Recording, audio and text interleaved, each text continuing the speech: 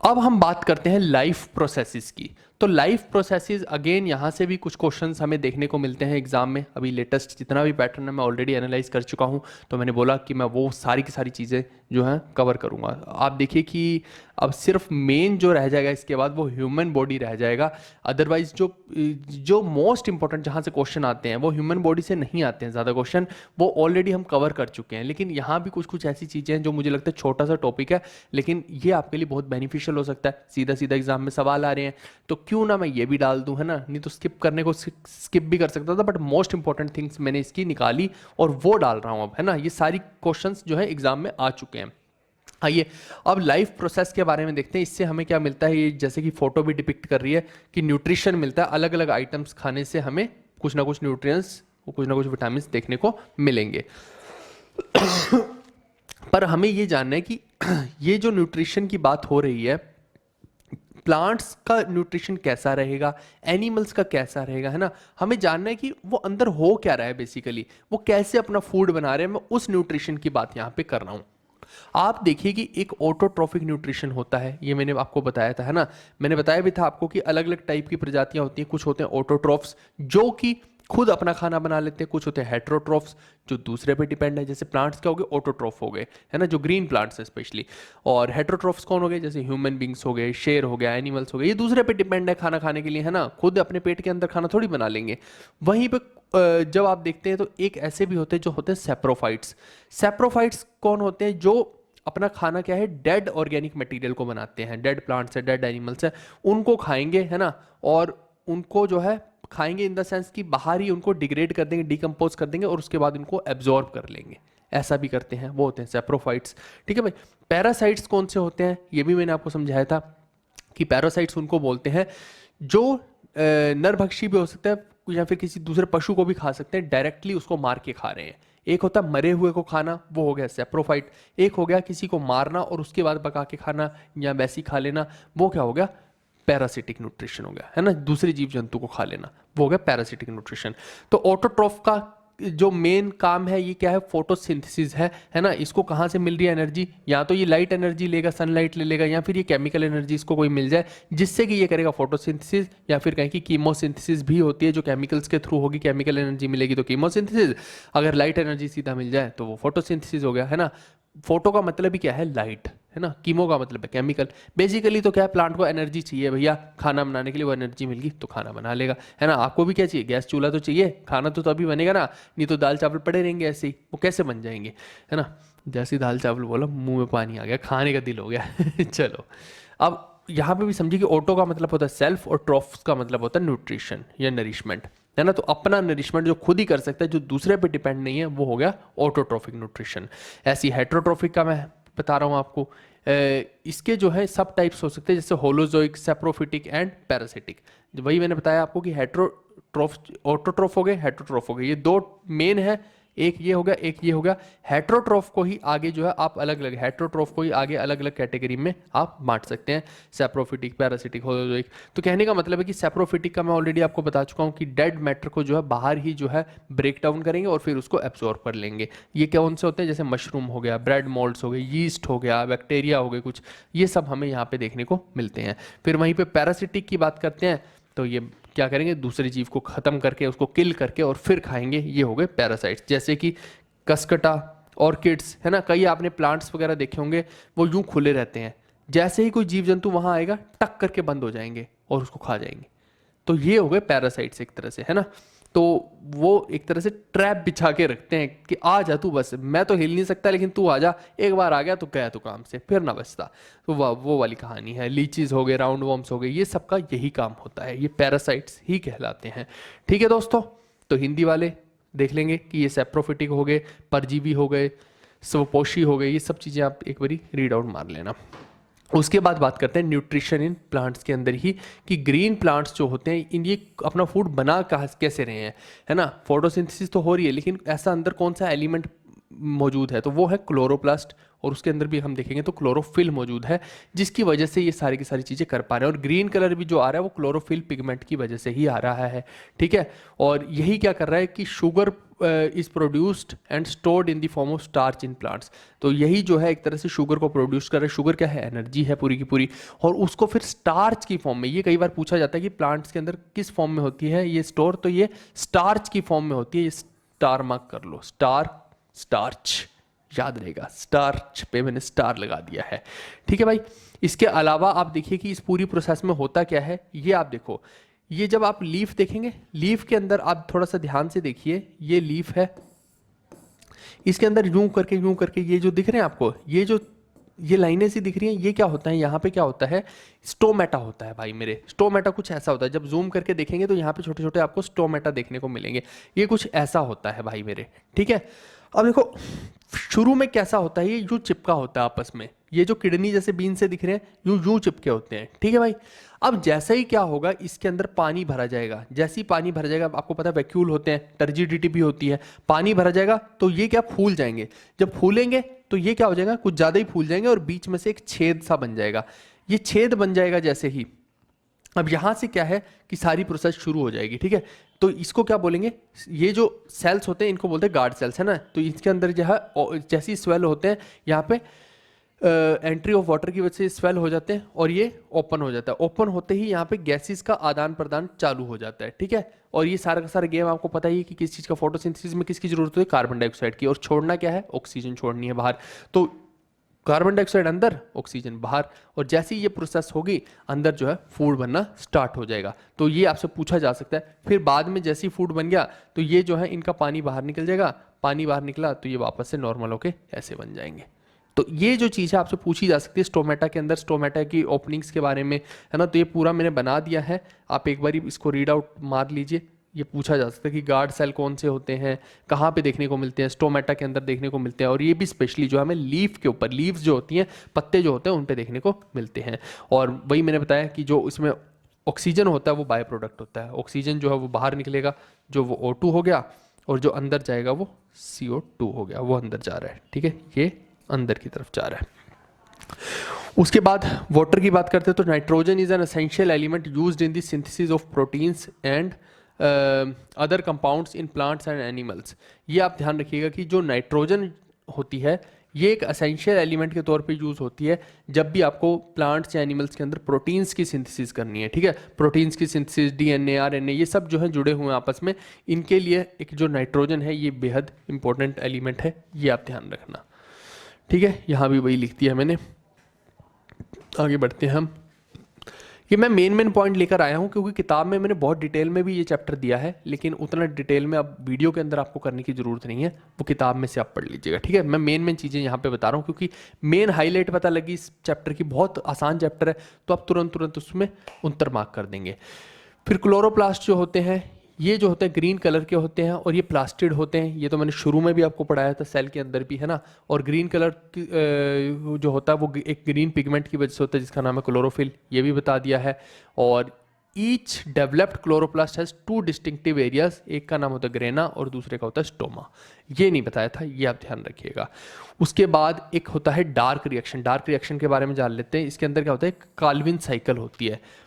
अब यहाँ पे देखिए आप, ये पूरी फोटोसिंथेसिस जो हो रही है इसमें ये इसी को ही काल्विन साइकिल का नाम एक तरह से दिया गया है ना, कि इसके अंदर होता क्या है ये पूरा बता रखा है। जैसे आप देखिए कि सनलाइट आएगी, है ना, और ये जितनी भी कार्बन डाइऑक्साइड है ये अंदर जा रही है, उसके बाद जो यहाँ से ऑक्सीजन बाहर जा रही है, कार्बन डाइऑक्साइड अंदर, ऑक्सीजन बाहर, और ये नीचे जो है जाइलम वगैरह हैं वो ऊपर पानी को लेके जा रहे हैं। तो ये सारी प्रोसेसेस जो है एक साइकिल की फॉर्म है ना, और पूरे के पूरे बाहर जो है ऊपर की तरफ पानी जा रहा है। फिर बाद में हम देखेंगे कि ये पत्तियों के पास जब ज़्यादा पानी आ जाएगा तो वो ट्रांसपीरेशन से बाहर निकल जाएगा एक तरह से। तो वो सारी की सारी चीज़ें, ये सब अंदर जो हो रहा है ना, ये सब होने के बाद अंदर जो बनता है वो बनता है ATP और NADPH। ये आपको ध्यान रखना है, ATP की फॉर्म में ही एनर्जी रियल में रहती है। ATP एक ऐसा टिफिन बॉक्स है, भरा हुआ टिफिन बॉक्स, ठीक है भाई।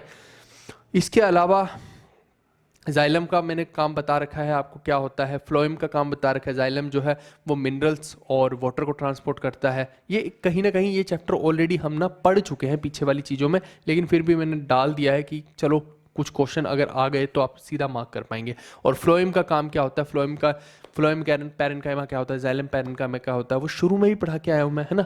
तो ये जो है फूड को ट्रांसपोर्ट करता है, ये भी बताया था। फूड और पानी को ट्रांसपोर्ट कौन कर रहा है, फ्लोएम कर रहा है। फिर उसके बाद जो रेस्पिरेशन की बात करते हैं प्लांट्स के अंदर, तो आप देखिए कि इनकी रेस्पिरेशन थोड़ी अलग टाइप की रहती है। मैं यहाँ फोटो में समझा देता हूँ ये सारी चीज़ें, तो ये जल्दी समझ में आएगी। जैसे देखिए कि जाइलम ने ऊपर तक पानी पहुँचा दिया हर जगह पे, और जाइलम जो है वो यूनिडायरेक्शनल रहता है, वापस वो पानी आ नहीं सकता है नीचे, तो कहाँ जाएगा आप खुद बताओ। जो पानी एक्स्ट्रा यहाँ पत्तियों पे आ गया वो क्या करेगा, जैसे हमारी बॉडी में एक्स्ट्रा जो पानी रहता है वो स्वेटिंग की फॉर्म में बाहर आता रहता है, ऐसी पत्तियों के अंदर पसीना आ गया ये समझ लो, तो यहाँ से जो है ये पानी उड़ता रहता है। इसको क्या बोलते हैं, जो पानी यूज नहीं हो पाया फूड बनाने में, है ना। आपको अभी बताया स्टोमेटा को खोलने में जो है पानी का बहुत इंपॉर्टेंट रोल है, बाद में वो लूज हो जाएगा पानी, है ना। तो वो जो पानी यूज नहीं हुआ, लूज हो गया, वो पत्तियों से बाहर निकलेगा और ऊपर को इवेपोरेट हो जाएगा। इसको बोलते हैं ट्रांसपीरेशन।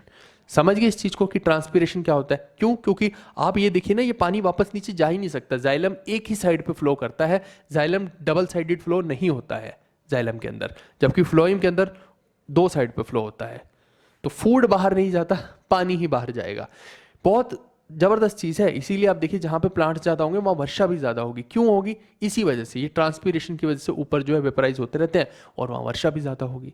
तो ये बहुत सारी चीजें इंटरलिंक्ड हैं जब हम देखते हैं। तो ऐसे ही आप देखिए कि जो रेस्पिरेशन है, रेस्पिरेशन अलग अलग लेवल पे हो सकती है, सेल लेवल पे हो सकती है या ओवरऑल भी हो सकती है।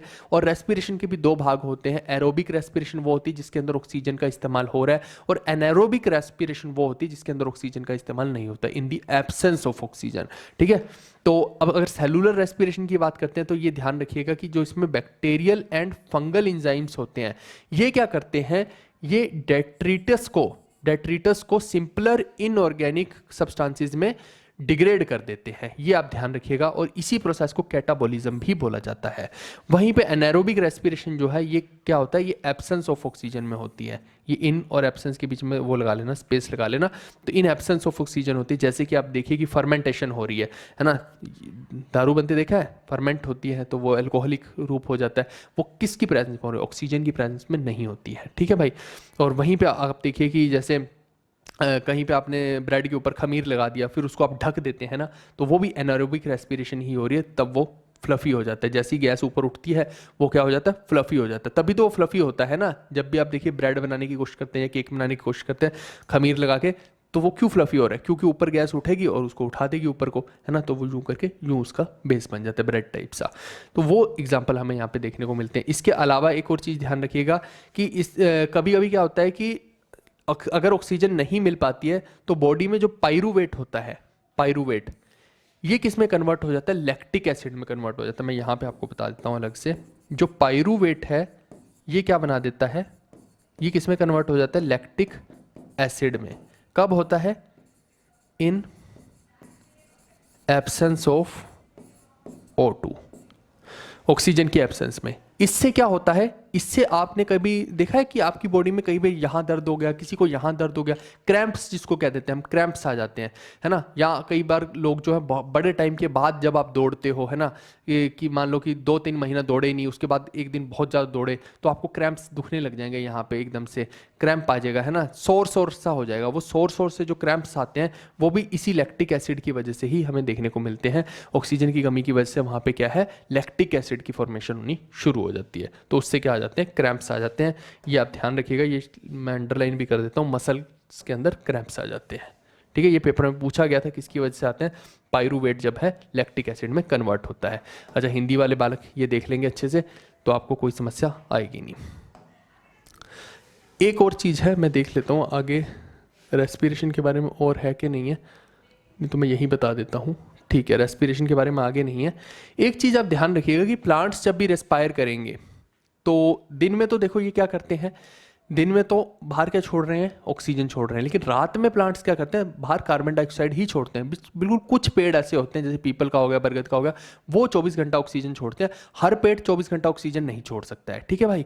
तो यानी कि दिन में जो है ये एक तरह से जब रेस्पिरेशन करते हैं, है ना, दिन में तो क्या है, वो रेस्पिरेशन नहीं है। हम जैसे रेस्पिरेशन करते हैं तो हम ऑक्सीजन इनटेक करते हैं, कार्बन डाइऑक्साइड छोड़ते हैं, लेकिन ये दिन में जो कर रहे हैं वो एस्पायर है, वो रेस्पायर नहीं है ना। उसके अंदर क्या है, ये ऑक्सीजन छोड़ रहे हैं। ये प्लांट्स जो है इनकी रेस्पिरेशन एक तरह से रात को हो रही है। रात को क्या कर रहे हैं, ये एक तरह से जो ये खुद भी क्या कर रहे हैं एक तरह से, ये खुद भी जो है कार्बन डाइऑक्साइड ही छोड़ रहे हैं, ऑक्सीजन अंदर स्टोर किए हुए हैं और खुद कार्बन डाइऑक्साइड ही बाहर को छोड़ रहे हैं। तो वो एक तरह से इनकी जो है रेस्पिरेशन हो गई रात के टाइम में, है ना। और इसके अलावा मैंने जैसे कि बताया कि अंदर बॉडी के जो चाहे प्लांट्स हों चाहे एनिमल्स हों, उनके अंदर जो फूड स्टोर होता है वो कहाँ होता है, एटीपी की फॉर्मेशन में होता है। एटीपी क्या है, energy currency of the cell भी है। ये मैंने पहले भी आपको बताया था जब माइटोकॉन्ड्रिया वगैरह के बारे में बता रहा था। अब इसका पूरा नाम क्या होता है, एडिनोसाइन ट्राई फॉस्फेट होता है, ठीक है। ये आप ध्यान रखिएगा, ये आपको याद होना चाहिए पूरे का पूरा। अब ये दिखता कैसे है पहले तो मैं वो बताता हूँ, ठीक है। ये देखिए, ये आपको पूरा का पूरा मॉलिक्यूल दिख रहा है, इसमें ये 3 फॉस्फेट ग्रुप है, एक राइबोज ग्रुप है, और ये जो दिख रहा है आपको ये एडिनाइन ग्रुप है। तो इसीलिए इसको बोल देते हैं ट्राईफॉस्फेट, क्योंकि 3 फॉस्फेट है, पी पी पी, है ना, फॉस्फेट हो गए। ट्राईफॉस्फेट, एडिनोसाइन ट्राईफॉस्फेट, ठीक है। ये हो गया एडिनाइन और ये हो गया राइबोज। तो आप देखिए एडिनोसाइन ट्राईफॉस्फेट जो है इसका नाम दे दिया गया है, एटीपी फॉर्मेशन। अब ये देखो कि इसके अंदर जब भी ये जो ब्रेक होगा, आप सोचेंगे कि अब हो क्या रहा है, तो आप देखिए जब भी कोई डबल बॉन्ड होता है ना, डबल बॉन्ड को जब भी हम ब्रेक करते हैं बहुत सारी एनर्जी जो है वो बाहर निकलती है। आप मेरे को बताओ कि जैसे कोल को जला रहे हैं, कोल से बहुत सारी एनर्जी बाहर निकल रही है और उससे जो है बहुत सारी इलेक्ट्रिसिटी बनती है, जिसका इस्तेमाल आप घर में जो है मोटर चलाने के भी काम कर रहे हो, है ना, टीवी चलाने के लिए भी यूज़ कर रहे हो, लाइट के तौर पे भी यूज़ कर रहे हो, फ़ोन चार्ज के लिए भी यूज़ कर रहे हो ना उस एनर्जी का इस्तेमाल। ऐसे ही यहाँ पे भी प्लांट्स और एनिमल्स क्या करते हैं, जैसे ही ये जो डबल बॉन्ड है, ये दिख रहे हैं डबल बॉन्ड्स, ये ब्रेक होते हैं, ये तीनों बॉन्ड्स फॉस्फेट वाले। तो आपको पेपर में कोई पूछे तो ये याद रखना कि ये फॉस्फेट वाले ग्रुप्स जब ब्रेक होंगे तो बहुत हैवी एनर्जी जो है प्रोड्यूस करेंगे, और इसी हैवी एनर्जी को जो है ये प्लांट्स जो है अलग अलग प्रोसेसेस के अंदर यूज़ करते हैं, ठीक है भाई। ये मैंने एक बता दिया है इसका। और क्या हो सकता है, अलग अलग मेटाबॉलिक रिएक्शंस में यूज़ हो जाएगी। इसके अलावा अगर कोऑर्डिनेशन ऑफ प्लांट्स की बात करें तो ये बेहद इंपॉर्टेंट है एक, इससे क्वेश्चन कई बार आ जाता है कि प्लांट के अंदर जो हार्मोन होते हैं और उनके फंक्शन होते हैं, ये कोऑर्डिनेशन ऑफ प्लांट्स का एक चैप्टर है ना, मैंने बुक में डाल दिया पूरा, लेकिन मेन जो है ये ज़रूर आता है पेपर में, ये बहुत सारे एग्जाम्स में मेरे को देखने को मिला है। तो ये आप ध्यान रखिएगा, ये मैं पूरा पढ़ा देता हूँ एक बारी। प्लांट का हार्मोन है ऑक्सिन। ऑक्सिन क्या करता है ये आपको ध्यान रखना है, ये क्या कर रहा है, सेल की ग्रोथ में हेल्प कर रहा है, स्पेशली जो शूट टिप्स है। मैंने बताया था आपको कुछ प्लांट्स होते हैं मेरिस्टेमेटिक टिश्यूज में, बताया था ऊपर की ये शूट होती है, एपिकल के बारे में, शूट्स के बारे में, है ना, वो बताया था ना, याद कीजिए उस टाइम पे। फिर उसमें मैंने बताया था लेटरल मेरिस्टम जो है वो यूँ चौड़ाई बढ़ाने के काम आ रहे हैं, एपिकल मेरिस्टम ऊपर लंबाई बढ़ाने के काम आते हैं, आप याद कीजिए, वो सब मैंने बताया था। तो यहाँ पे जो ऑक्सिन है वो इसकी सेल की ग्रोथ करता है, और ये कहाँ पे देखने को मिलता है, ये हमें शूट्स पे देखने को मिलता है स्पेशली, ये आपको ध्यान रखना है। यानी कि ये लंबाई बढ़ाने में एक तरह से हेल्प कर रहा है, इलोंगेशन में हेल्प कर रहा है, ठीक है। ये पेपर में आया था सीधा, इसीलिए हैशटैग इंपॉर्टेंट मैंने लिख लिया। ये किताब में मैंने पूरा हैशटैग इंपॉर्टेंट वहाँ लिख रखा है जो पेपर में ऑलरेडी मल्टीपल एग्जाम्स में चीज़ें आ चुकी हैं। तो अगर ये आया है तो इनके बारे में भी कभी भी आएगा पेपर में।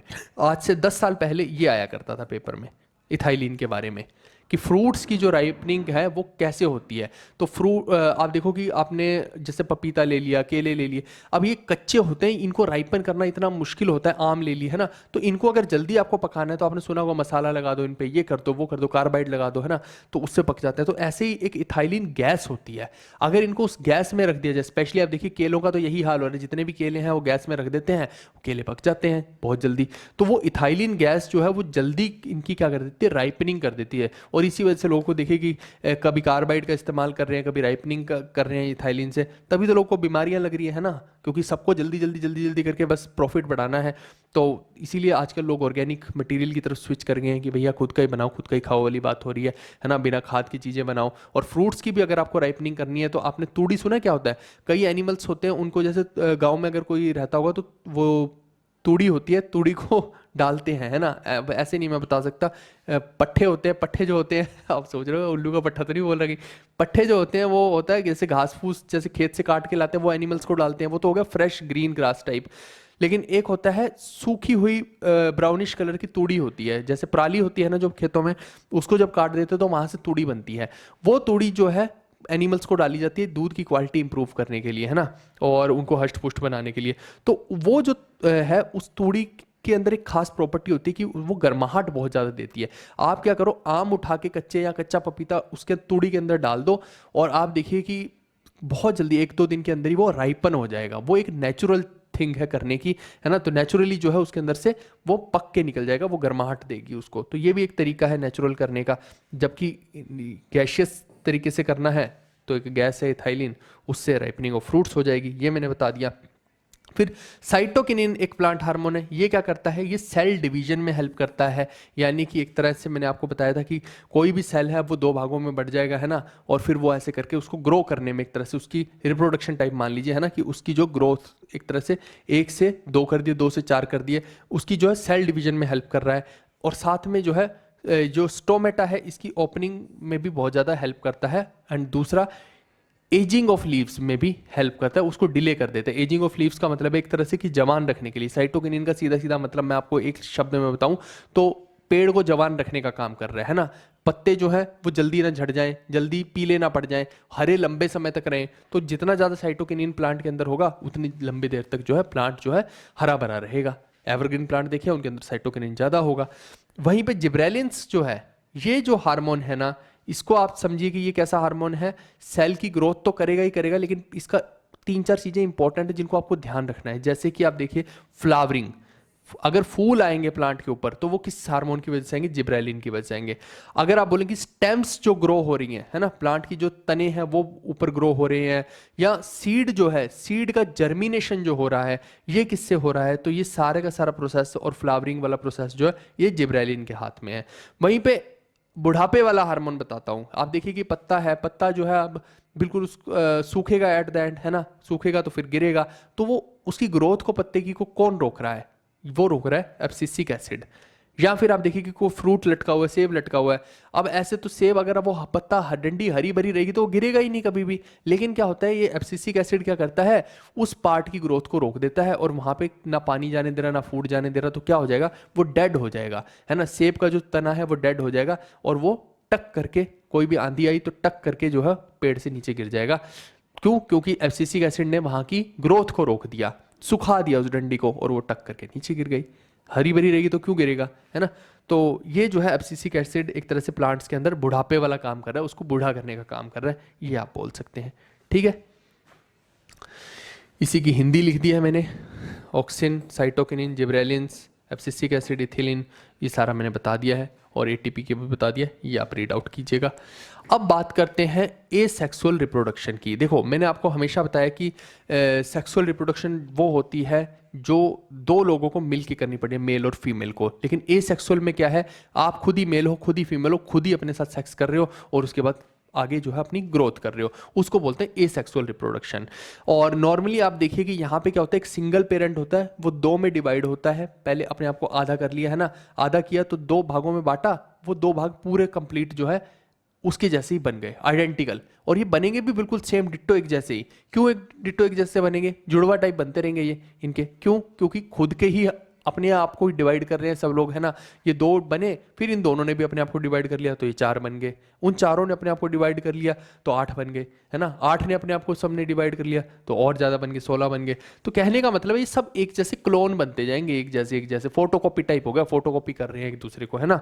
तो ये जो है डॉटर सेल्स जो होते हैं, पेरेंट सेल हो गए, पेरेंट सेल से फिर जो डॉटर सेल बने, डॉटर सेल फिर आगे खुद पेरेंट बन जाएंगे, और ये अपने जो है फर्दर डॉटर सेल्स बनाएंगे, है ना। तो ये आप देखिए यहाँ पे बिल्कुल ये पूरा का पूरा मैंने एग्जांपल थोड़ा सा दिखा रखा है, ये आप देख सकते हैं। इसके अलावा बडिंग, इसी के अंदर जो है बडिंग भी हो सकती है और वेजिटेटिव प्रोपागेशन भी हो सकती है। बडिंग का जैसे मैं एग्जाम्पल आपको बताता हूँ, आपने कई बार जैसे गन्ना होता है या कोई भी प्लांट है, उसमें देखा होगा छोटे से आंख सी बनी होती है, गोल गोल सी। अब पता नहीं आपने देखा कि नहीं, है ना, हम तो खेतों में बहुत रहे तो हमने देखा कि भैया वो छोटी सी आंख जैसे गन्ने पे बनी होती है, कई प्लांट्स पे बनी होती है, उसको बोलते हैं बड। अब होता क्या है, आप देखिए कि आपने ये प्लांट उगा दिया, वो जो बड लगा हुआ है, बड क्या करेगा, वो खुद भी वहां से ग्रो करना शुरू कर देगा, और जब वो थोड़ा सा ग्रो कर देगा तो वो इस प्लांट से, मेन प्लांट से खुद को डिटैच कर लेगा और खुद ही एक पूरा प्लांट बन जाएगा, इसको बोलते हैं बडिंग। लेकिन वहीं पे आप देखिए कि आपने, जैसे मैंने गिलोय के वेल का एग्जांपल दिया था, कि गिलोय की वेल का कोई भी भाग को काटिए और उसको जमीन में गाड़ दीजिए, वहां से आपको क्या मिलेगा, वहां से आपको एक पूरी की पूरी एक नई वेल मिल जाएगी। तो ये क्या हो गया, ये हो गया आपका वेजिटेटिव प्रोपागेशन। दोनों है एसेक्सुअल रिप्रोडक्शन ही, खुद के खुद में ही सब कुछ कर रहे हैं, 2 आइटम तो नहीं लेके आ रहे ना कहीं से, खुद ही तो सब कुछ कर रहे हैं। एक होगी बडिंग, दूसरी होगी वेजिटेटिव प्रोपागेशन। तो ये मैंने पूरा का पूरा आपको समझा दिया है, इसको एक बार आप पढ़िएगा। नेक्स्ट है सेक्सुअल रिप्रोडक्शन की बात। अब सेक्सुअल रिप्रोडक्शन में क्या होता है, स्पेशली जब मैं प्लांट्स के अंदर बात करता हूँ, और यहाँ भी जो पेपर में आजकल पूछा जा रहा है वो फ्लावर्स के बारे में ज़्यादा पूछा जा रहा है, तो फ्लावर्स के बारे में आप बहुत ध्यान रखिएगा, है ना। इसको जब हम बड़ा करेंगे तो ये कुछ ऐसा आपको दिखाई दे रहा होगा। आप देखिए कि इसके अंदर हमें यहाँ पे थोड़ा सा ध्यान से देखेंगे तो ये पूरा ऊपर वाला जो भाग है ना, इसको बोलते हैं स्टिग्मा, ठीक है। और ये जो अंदर एक पाइपलाइन सी आती दिख रही है ब्राउन से कलर की, इसको बोलते हैं पोलन ट्यूब। और यहाँ पे ये जो नीचे वाला भाग है इसको बोलते हैं हम ओवरी, ठीक है। तो कहने का मतलब है, अगर आपको ये जानना है कि फीमेल का रिप्रोडक्टिव ऑर्गन पूरे फ्लावर के अंदर, तो ये जो दिख रहा है आपको, ये पूरा फीमेल का रिप्रोडक्टिव ऑर्गन हो गया। वहीं पे अगर इसके आसपास की बात करें, ये देख रहे हैं आप, ये वाला, ये वाला, ये वाला, ऐसी इधर इधर इधर, ये जो है ये मेल रिप्रोडक्टिव ऑर्गन है। यानी कि अगर मैं इसको सीधी सीधी भाषा में अगर आपको इंसान के हिसाब से बताना चाहूँ तो ये सारे पेनिस हैं जो इधर लटके हुए हैं, और ये सारे का सारा ओवरी हो गया, एक तरह से ऐसे समझ सकते हैं। अब ये जो है इसमें सेक्सुअल रिप्रोडक्शन होगी कैसे, ये समझना। आप देखो कि सेक्सुअल, इसके लिए स्पर्म पता क्या है, इसके लिए स्पर्म एक तरह से स्पर्म का काम जो करेगा, ये ऊपर एंथर दिख रहा है आपको, ये वाला छोटा सा भाग दिख रहा है ना, ये क्या है, ये एक पोलन जनरेट करेगा। ये क्या करेगा, पोलन जनरेट करेंगे। ये यहां से पोलन जो जनरेट करेंगे, पोलन ग्रेन, तो वो उठ के आ जाएगी यहां पे, इसके ऊपर आ गई फीमेल वाले के पास, है ना। फीमेल के ऊपर जो है बहुत सारी पोलन्स को ये छोड़ देते हैं यूं करके। अब ये पोलन्स उठ के जैसे ही फीमेल के ऊपर आएंगी, तो मैंने बोला ना ये पूरी ट्यूब है ही ऐसी, तो यहां से ये जो है पोलन घूमते घूमते ये नीचे चली जाएगी, और यहां पर जाके जो है एक तरह से सारी की सारी रिप्रोडक्शन होगी। आप देखिए इसी चीज को जो है बड़ा करके इधर दिखाया गया है। जब वो पोलन यहां आ जाएगी तो ये देखिए, है ना, वो पोलन क्या है, एक तरह से स्पर्म न्यूक्लियस है, वो यहाँ पे एंटर करेगा। और ये अंदर जो है ये दिख रहा है आपको, ये एग न्यूक्लियस है। एग न्यूक्लियस किसका होता है, फीमेल का रिप्रोडक्टिव पार्ट है। तो फीमेल का हो गया एग, और मेल का हो गया एक तरह से स्पर्म, जो एंथर ने छोड़ा था वो अंदर जाके क्या है, एक स्पर्म की फॉर्म में चला गया। और यहाँ पे जब है ये आपस में मिलेंगे तो ये क्या बना देंगे, जायगोट बना देंगे, ठीक है। मिलेंगे तो क्या बन जाएगा, जायगोट। और जायगोट जब थोड़ा सा बड़ा होगा, आपस में मिक्स होगा, तो वो क्या बन जाएगा, एम्ब्रियो बन जाएगा। और यही एम्ब्रियो को आप एक तरह से बच्चा बोल सकते हैं, जो हम आईवीएफ वगैरह में भी देखते हो, तो ये एम्ब्रियो ही फीमेल के अंदर प्लांट किया जाता है, बाहर बना के एम्ब्रियो, और फीमेल के अंदर ट्रांसप्लांट कर दिया जाता है, जिससे कि बाद में उसको बेबी हो जाता है। तो ये जो एम्ब्रियो है यही बड़ा होके क्या बनेगा, एक तरह से आप देखिए प्लांट बन जाएगा। समझ गए। तो ये जो है पूरी इसकी रिप्रोडक्शन प्लांट की जो है फ्लावर के थ्रू इस तरीके से चलती है। आई होप कि ये मैंने यहाँ पे जो है क्लियर करने की सही कोशिश की होगी। इसको अब क्या करते हैं, इसको वापस से छोटा कर लेते हैं ताकि हम पढ़ाई कर पाएँ अपनी, नहीं तो गड़बड़ हो जाएगा मामला। हो जा भाई छोटा, तो चलो इसको साइड में रख लेते हैं। हाँ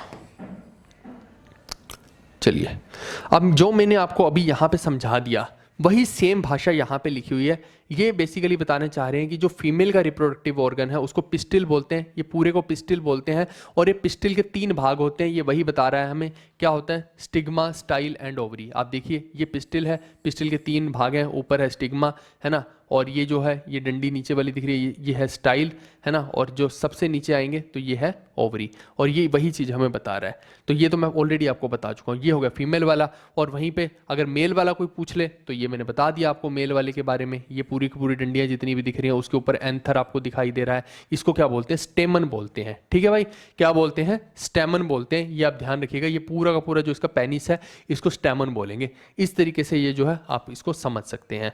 आई होप कि ये चीज़ आपको समझ आ रही होगी कि ये है क्या चीज़। ठीक है, अब इसके बारे में कुछ भी कोई पूछे कि स्टिग्मा क्या होता है, स्टिग्मा क्या है, एक चिपका हुआ पदार्थ है जिसके ऊपर सारे के सारे पोलन्स आके चिपक जाएंगे, है ना, और वहां से फिर वो नीचे जाएंगे। तो वो किसके थ्रू जा रहे हैं, वो पोलन ट्यूब से नीचे जा रहे हैं। अगर पूछा जाए कि वो ट्यूब का नाम बताओ तो पोलन ट्यूब हो गया। जबकि बाहर वाला भाग जो है जो उसको सपोर्ट दिए हुए वो है स्टाइल, है ना, अपुन का स्टाइल। फिर जो है अंदर जाएंगे, अंदर जो है पूरा का पूरा प्रोसेस होगा और बच्चा पैदा होगा, ये समझना है आपको। ठीक है भाई। और वहीं पे अगर मेल वाले का पूछ लिया जाए तो मेल वाले का भी मैंने सारा बता दिया है, आप किसी भी तरीके से आप कंफ्यूज नहीं हो सकते हैं।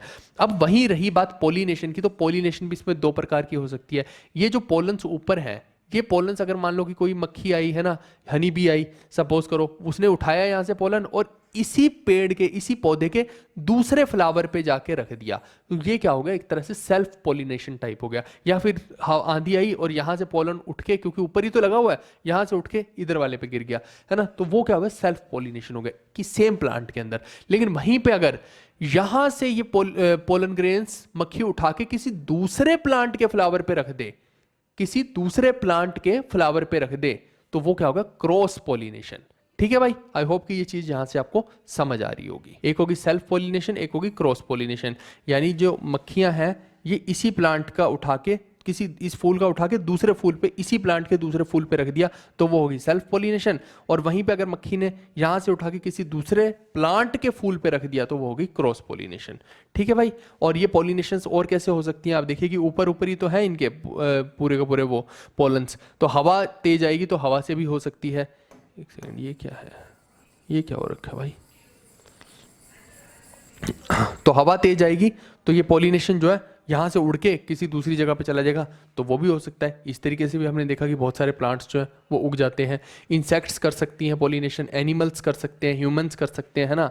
आपने जो है इसको सपोज कीजिए कि फूल को तोड़ के कहीं यूँ फेंक दिया, तो वो होगी पोलिनेशन एक तरह से, इस तरीके से भी हो सकती है।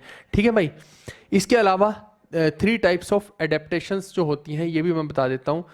जो प्लांट्स के अंदर जो है इसका साइकोलॉजिकल बिहेवियर देखा जाए, है ना, स्ट्रक्चर देखा जाए, तो कई बार क्या है कि आप जैसे एक गमले में एक प्लांट को लगाइए और उसको खिड़की के पास रख देना, ठीक है, तो आप ये देखेंगे प्लांट के अंदर स्टिमुलस है, प्लांट भी चलता है एक तरह से। वो आपको कैसे पता लगेगा, जिस तरफ धूप आ रही है ना, वो प्लांट का मुंह अगर इधर है ना, वो मान लो ऐसे ढलका हुआ है, उस तरफ से धूप आ रही है तो प्लांट ना खुद को यूं कर लेगा, उस तरफ धूप की तरफ हो जाएगा। ये देखना, इससे पता लगता है कि प्लांट के अंदर भी स्टिमुलस है, उसका भी एक बिहेवियर है। और इसी में देखना कि जो सायोफाइट्स होते हैं, सायोफाइट्स क्या होते हैं, शेड लविंग ट्रीज होते हैं, यानी अगर इनको आप छाया में रख देंगे तो एकदम हरे तरोताजा हो जाएंगे। वहीं अगर इसको धूप में रख दिया जाए तो बेचारे मुरझा जाएंगे। लेकिन वहीं पे एक उल्टा भी है, हेलियोफाइट्स। ये कैसे होते हैं, ये सनलाइट से बहुत ज़्यादा आकर्षित होते हैं। जैसे दोपहर खड़ी का फूल जो होता है, ये हमने अपने, जब मैं छोटा था तब हमने घर में लगा रखे थे, तो वो क्या होता था, जैसी धूप आती थी वो खिल जाते थे, और जैसी सांझ होती थी, शाम होती थी, तो धूप चली गई, छाँव आ गई, तो वो जो है मुरझा जाते थे फूल। तो वो हो गए हेलियोफाइट्स, दोपहर खड़ी का एग्जाम्पल जैसे कि मैंने आपको बताया है। फिर इसके बाद देखते हैं आगे, यही सब चीज़ें मैंने हिंदी में भी लिख दी है, आप एक बार रीड आउट मारना इसको और देखते हैं। अच्छा, अब देखते हैं एडेप्टेशन की कुछ चीज़ें। एडेप्टेशन की ऐसे देखेंगे कुछ चीज़ें कि जो वर्स्ट फेज में रह रहे हैं ना प्लांट्स वगैरह, उन वर्स्ट फेजेस में वो कैसे जिंदा रह रहे हैं वो देखते हैं। जैसे कि जीरोफाइट्स के बारे में हम बात करते हैं, इसके बारे में क्वेश्चन पूछा गया था तो इसी के बारे में बात कर लेते हैं। ये जो प्लांट्स होते हैं ना, ये एरिड कंडीशन में ग्रो होते हैं। एरिड मतलब कि सूखी कंडीशन में, यानी कि रेतीले इलाकों में। आप देखिए इसका एग्जांपल सबसे बड़ा तो कैक्टस होता है। अब ये क्या करते हैं, ये अपने चारों तरफ जीरोफाइट्स क्या है, कांटे बना लेते हैं। अब ये कांटे क्या कर रहे हैं, एक तरह से इसके अंदर से जो पानी का लॉस है ना, उसको कम कर देते हैं। अगर ये बिल्कुल प्लेन होंगे तो पानी बार बार बाहर निकलता रहेगा। तो ये जो कांटे हैं ये बिल्कुल बाहर की सरफेस में रहेंगे, और ये जो अंदर की सतह रहती है ना, अंदर की सतह प्लेन रहती है ना, वो किस लिए, वो चाहिए है क्योंकि भैया फूड भी तो बनाना है ना, उसके लिए पानी का लॉस भी करना पड़ेगा, पानी चाहिए भी होगा। तो वो जो है अंदर की सतह जो है वो क्या काम करेगी, फूड बनाने का काम करेगी, और ये जो बाहर कांटे हैं ये क्या करेंगे, पानी का लॉस रोकने का काम करेंगे। नहीं तो सारा पानी आपको पता है रेतीले इलाके में तो वैसे ही बाहर निकलता रहेगा, तो फिर बेचारे ग्रो कैसे करेंगे। ठीक है दोस्त, तो और इसके अलावा ये प्लांट्स ऐसा भी बोला जाता है कि फोटोसिंथेसिस जो है रात के टाइम में करते हैं, है ना। तो रात को ये क्या करते हैं, कार्बन डाइऑक्साइड को एब्जॉर्ब करना बहुत ज़्यादा शुरू कर देते हैं, और ताकि पानी के जो लॉस है उसको प्रिवेंट किया जा सके। इसके अलावा इसी में ही एक एग्जांपल है ओपुंटिया का, जिसको कैक्टस बोलते हैं। ये भी डेजर्ट का ही प्लांट है। ये एक्सट्रीम कंडीशन में भी जिंदा रह सकता है, क्योंकि इसने अपने आपको इस तरीके से समय के साथ डेवलप कर लिया, बाहर कांटे कांटे कर लिए हैं, तो ये मैंने बता ही दिया, और अंदर वाली चीज़ को फ्लैटन कर रखा है ताकि ये जिंदा रह पाए, इसका बारे में बता दिया। और इसमें और भी हो सकते हैं, कैक्टस, पाइनएप्पल, एलोवेरा, ये सारे इसी के एग्जांपल है। एलोवेरा में भी बाहर कांटे कांटे हैं, और आप अंदर जाके देखेंगे तो जेली जेली सा निकलेगा उसके अंदर, है ना। फिर इसी में आप देखिए कि दूसरे टाइप के कौन हो सकते हैं, कन्फर्मर्स हो सकते हैं। कन्फर्मर्स वो ऑर्गेनिज्म होते हैं जो क्या करते हैं, इंटरनल फिजियोलॉजिकल कंडीशंस जैसे कि ऑस्मोटिक कंसंट्रेशन है उसको चेंज करते हैं in response to changes in the environment, यानी कि बाहर जैसे कुछ चेंज हुआ तो ये अपने अंदर की कंडीशन को उसी टाइप की कंडीशंस में तब्दील कर लेते हैं। मैंने बोला ना जैसे इंसान है, इंसान का बॉडी टेम्परेचर मेंटेन करके रखता है इंसान, बाहर अगर बहुत ज़्यादा ठंड है तो ये अपने आप को थोड़ा गर्म कर लेगा, है ना। यानी बाहर के कंपैरिजन में हम अपनी बॉडी के टेम्परेचर को एकदम मेंटेन करके रखते हैं कि वही टेम्परेचर रहे, ये नहीं है कि ड्रॉप हो गया ऊपर हो गया, है ना। तो ऐसे ये जो कन्फर्मर्स होते हैं ये क्या करते हैं, बाहर अगर कोई कंडीशन चेंज हुई तो ये अपने अंदर की कंडीशन को भी उसी अकॉर्डिंग चेंज कर लेते हैं, इनके पास वो कैपेसिटी होती है। तो ये होते हैं कन्फर्मर्स, है ना। तो इससे जो है इनको बहुत हेल्प मिलती है लंबे समय तक उस स्थिति में सरवाइव करने की। इसी के बारे में मैंने लिख दिया है हिंदी के अंदर भी। नेक्स्ट इसमें दो और होते हैं, एक होता है रेगुलेटर और दूसरा होता है सस्पेंडर। तो रेगुलेटर का क्या काम होता है, they actively maintain a relatively constant internal environment despite changes in the external environment. तो ये भी वही कर रहे हैं, ये एक तरह से क्या कर रहे हैं, अंदर की जितनी भी एनर्जी है ना कोशिश कर रहे हैं वो लगा के पूरी की पूरी, है ना, अंदर जो है एक रेगुलेशन कर दिया जाए, अंदर के इन्वायरमेंट का, अंदर की प्रोसेसेस का रेगुलेशन कर दिया जाए। यानी कि अगर बाहर की कंडीशन की वजह से इसके अंदर की प्रोसेसेस जो हैं वो चेंज हो रही है ना, सब कुछ ढीला ढाला पड़ रहा है, तो ये पूरी एनर्जी लगाएगा, पूरी जान लगा के ये कोशिश करेगा भैया कि उसको मेंटेन कर दिया जाए, है ना। तो इसको आप थोड़ा सा ऐसा बोल सकते हैं जैसे कि एयर कंडीशन टाइप बोल सकते हैं, जैसे आप इसको एसी से कंपेयर कर लेना, है ना। तो एसी क्या करता है, कमरे के अंदर गर्मी नहीं होने देगा, वो मेंटेन करके रखेगा पूरे के पूरे सिस्टम को। तो ये क्या हो गया, एक तरह से रेगुलेटर का काम कर रहा है, वो अंदर रेगुलेट करके रखा हुआ है। ऐसे ही आप रेगुलेटर में देखिए कि जैसे रेगुलेटर लगाए जाते हैं ना एसी के साथ कि भैया अगर वोल्टेज डाउन हुई तो वो वोल्टेज को फिर अप कर देगा, यानी डाउन नहीं होने देगा, उसका बिहेवियर में कोई चेंज नहीं होने देगा, एक स्टेबल सिचुएशन जो है मेंटेन करके रखेगा। यही काम होता है रेगुलेटर्स का, ठीक है भाई। तो ये हमें बहुत सारे मैमल्स में, बर्ड्स में देखने को मिलता है, जिससे कि उनकी बॉडी का जो टेम्परेचर है वो एकदम कंसिस्टेंट रहता है। फिर नेक्स्ट आते हैं सस्पेंडर्स। अब ये सस्पेंशन जो है टर्म, ये क्या किससे रिलेटेड है, ये है फीडिंग मैकेनिज्म से, particularly in the aquatic organism.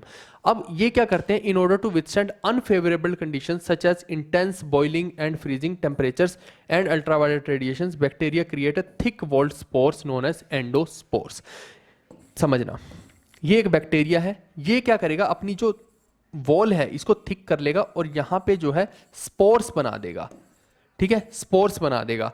और ये थिक वॉल के अंदर हमेशा के लिए चला जाएगा, जब तक कि मान लो बाहर चाहे बर्फ पड़ रही है ना, लू पड़ रही है, जो हो रहा है भैया, ये बैक्टीरिया अपने आप को अंदर कवर कर लेगा और ये स्पोर्स रखेगा।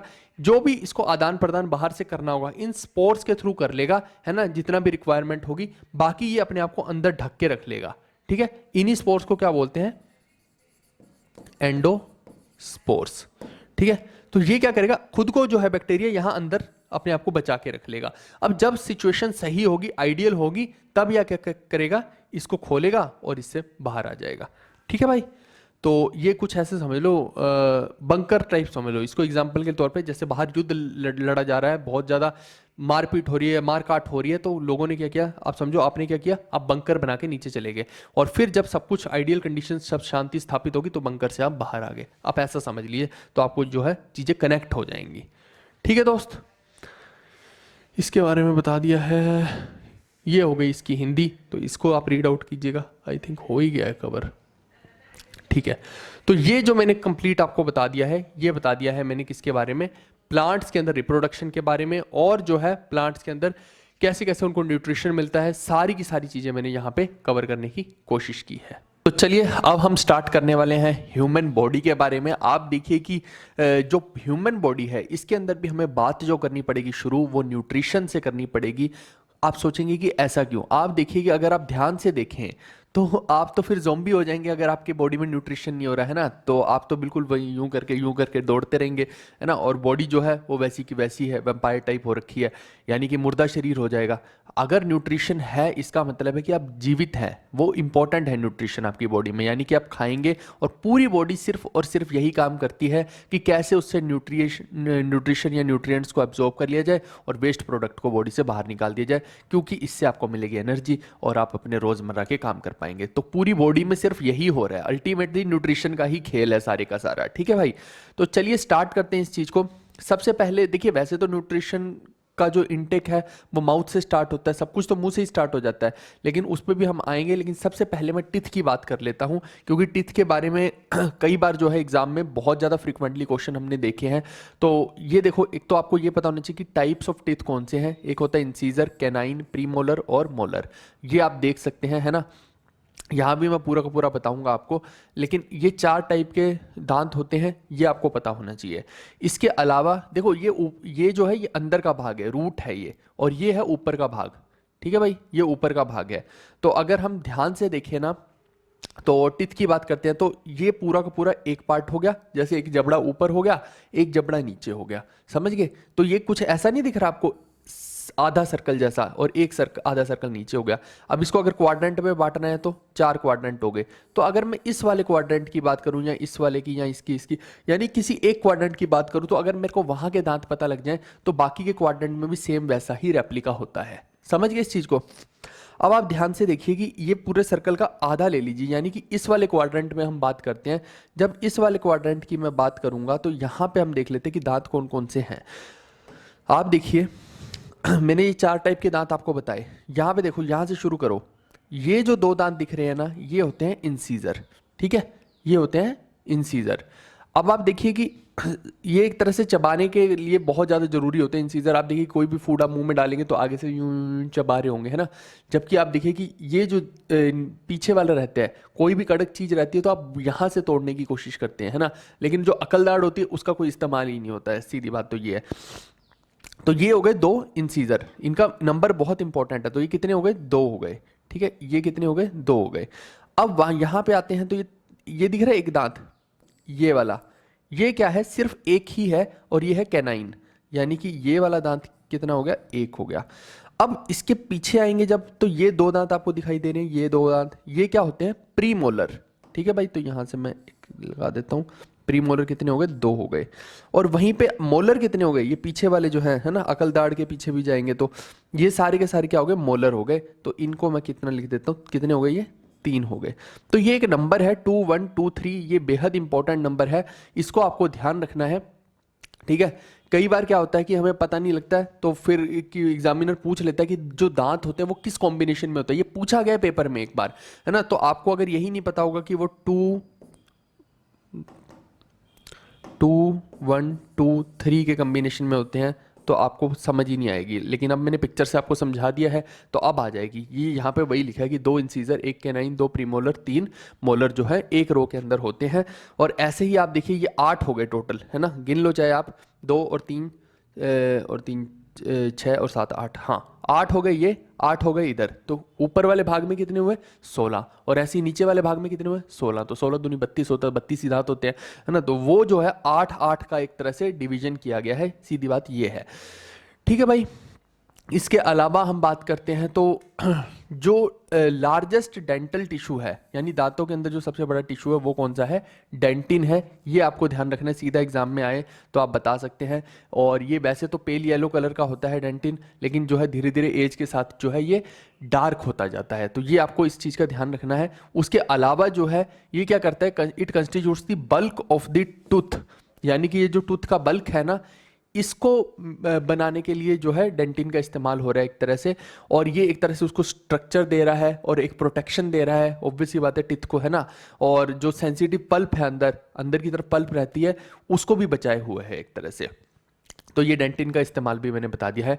इसके अलावा अगर मैं माउथ की बात करता हूँ, तो अभी मैं माउथ के ऊपर डिटेल में आपको बताऊंगा कि माउथ के अंदर क्या होता है ना। जैसे ये तो लिखा हुआ है ना कि डाइजेशन ऑफ कार्बोहाइड्रेट्स होते हैं, स्टार्च होता है, वो बक्कल कैविटी से स्टार्ट हो जाता है, वो सब मैं अभी बताऊंगा। लेकिन पहले मैं टिथ का बता लूँ, फिर क्या है कि अगर वो मैं बताने लग गया ना डाइजेशन की प्रोसेस, तो वो पूरी ही बतानी पड़ेगी।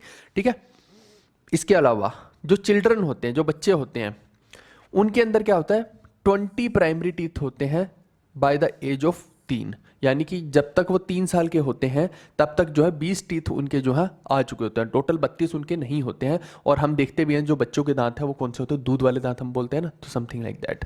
फिर उसके बाद जो है 21 साल की उम्र में जो है आपका विजडम टीथ आ जाता है। कईयों को विजडम टीथ आता ही नहीं है, तो उनको अकल नहीं आती, अकल दाढ़ बोलते हैं ना इसको।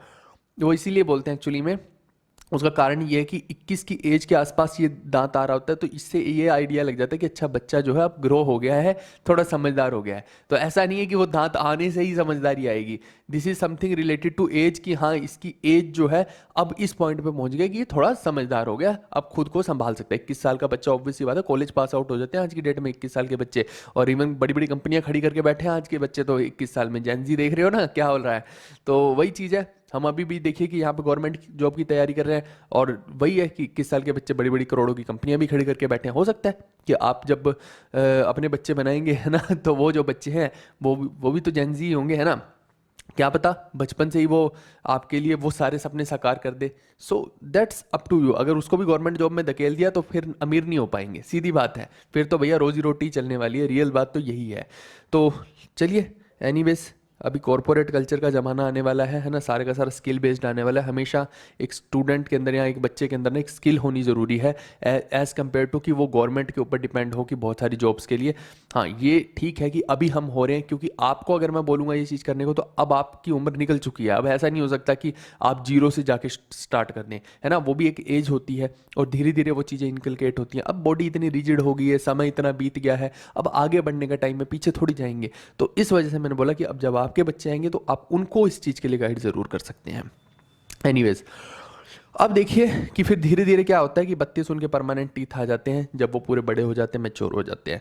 इसके बाद ये तो मैंने बता ही दिया कि इनके अंदर जो नंबर है, नंबर का गेम सारा का सारा बता दिया। अब जो बात करते हैं हम ईसोफेगस एंड स्टमक की बात करेंगे कि ये होता क्या है इन सब के अंदर। जैसे स्टमक के अंदर जो है एक लेयर होती है, म्यूकोसा लेयर, जिस लेयर से एक तरह से HCl भी प्रोड्यूस हो रहा था और बहुत सारे डाइजेस्टिव जूसेस भी प्रोड्यूस होते हैं। वो सारी की सारी अब मैं आपको कहानी बताऊंगा, अभी एक सेकंड रुक जाइए। ये हिंदी वाले बच्चों के लिए भी लिख दिया है, हिंदी वाले बच्चे भी यहाँ पे वो पूरा का पूरा मैंने सब लिख दिया है, इसको देख लेंगे।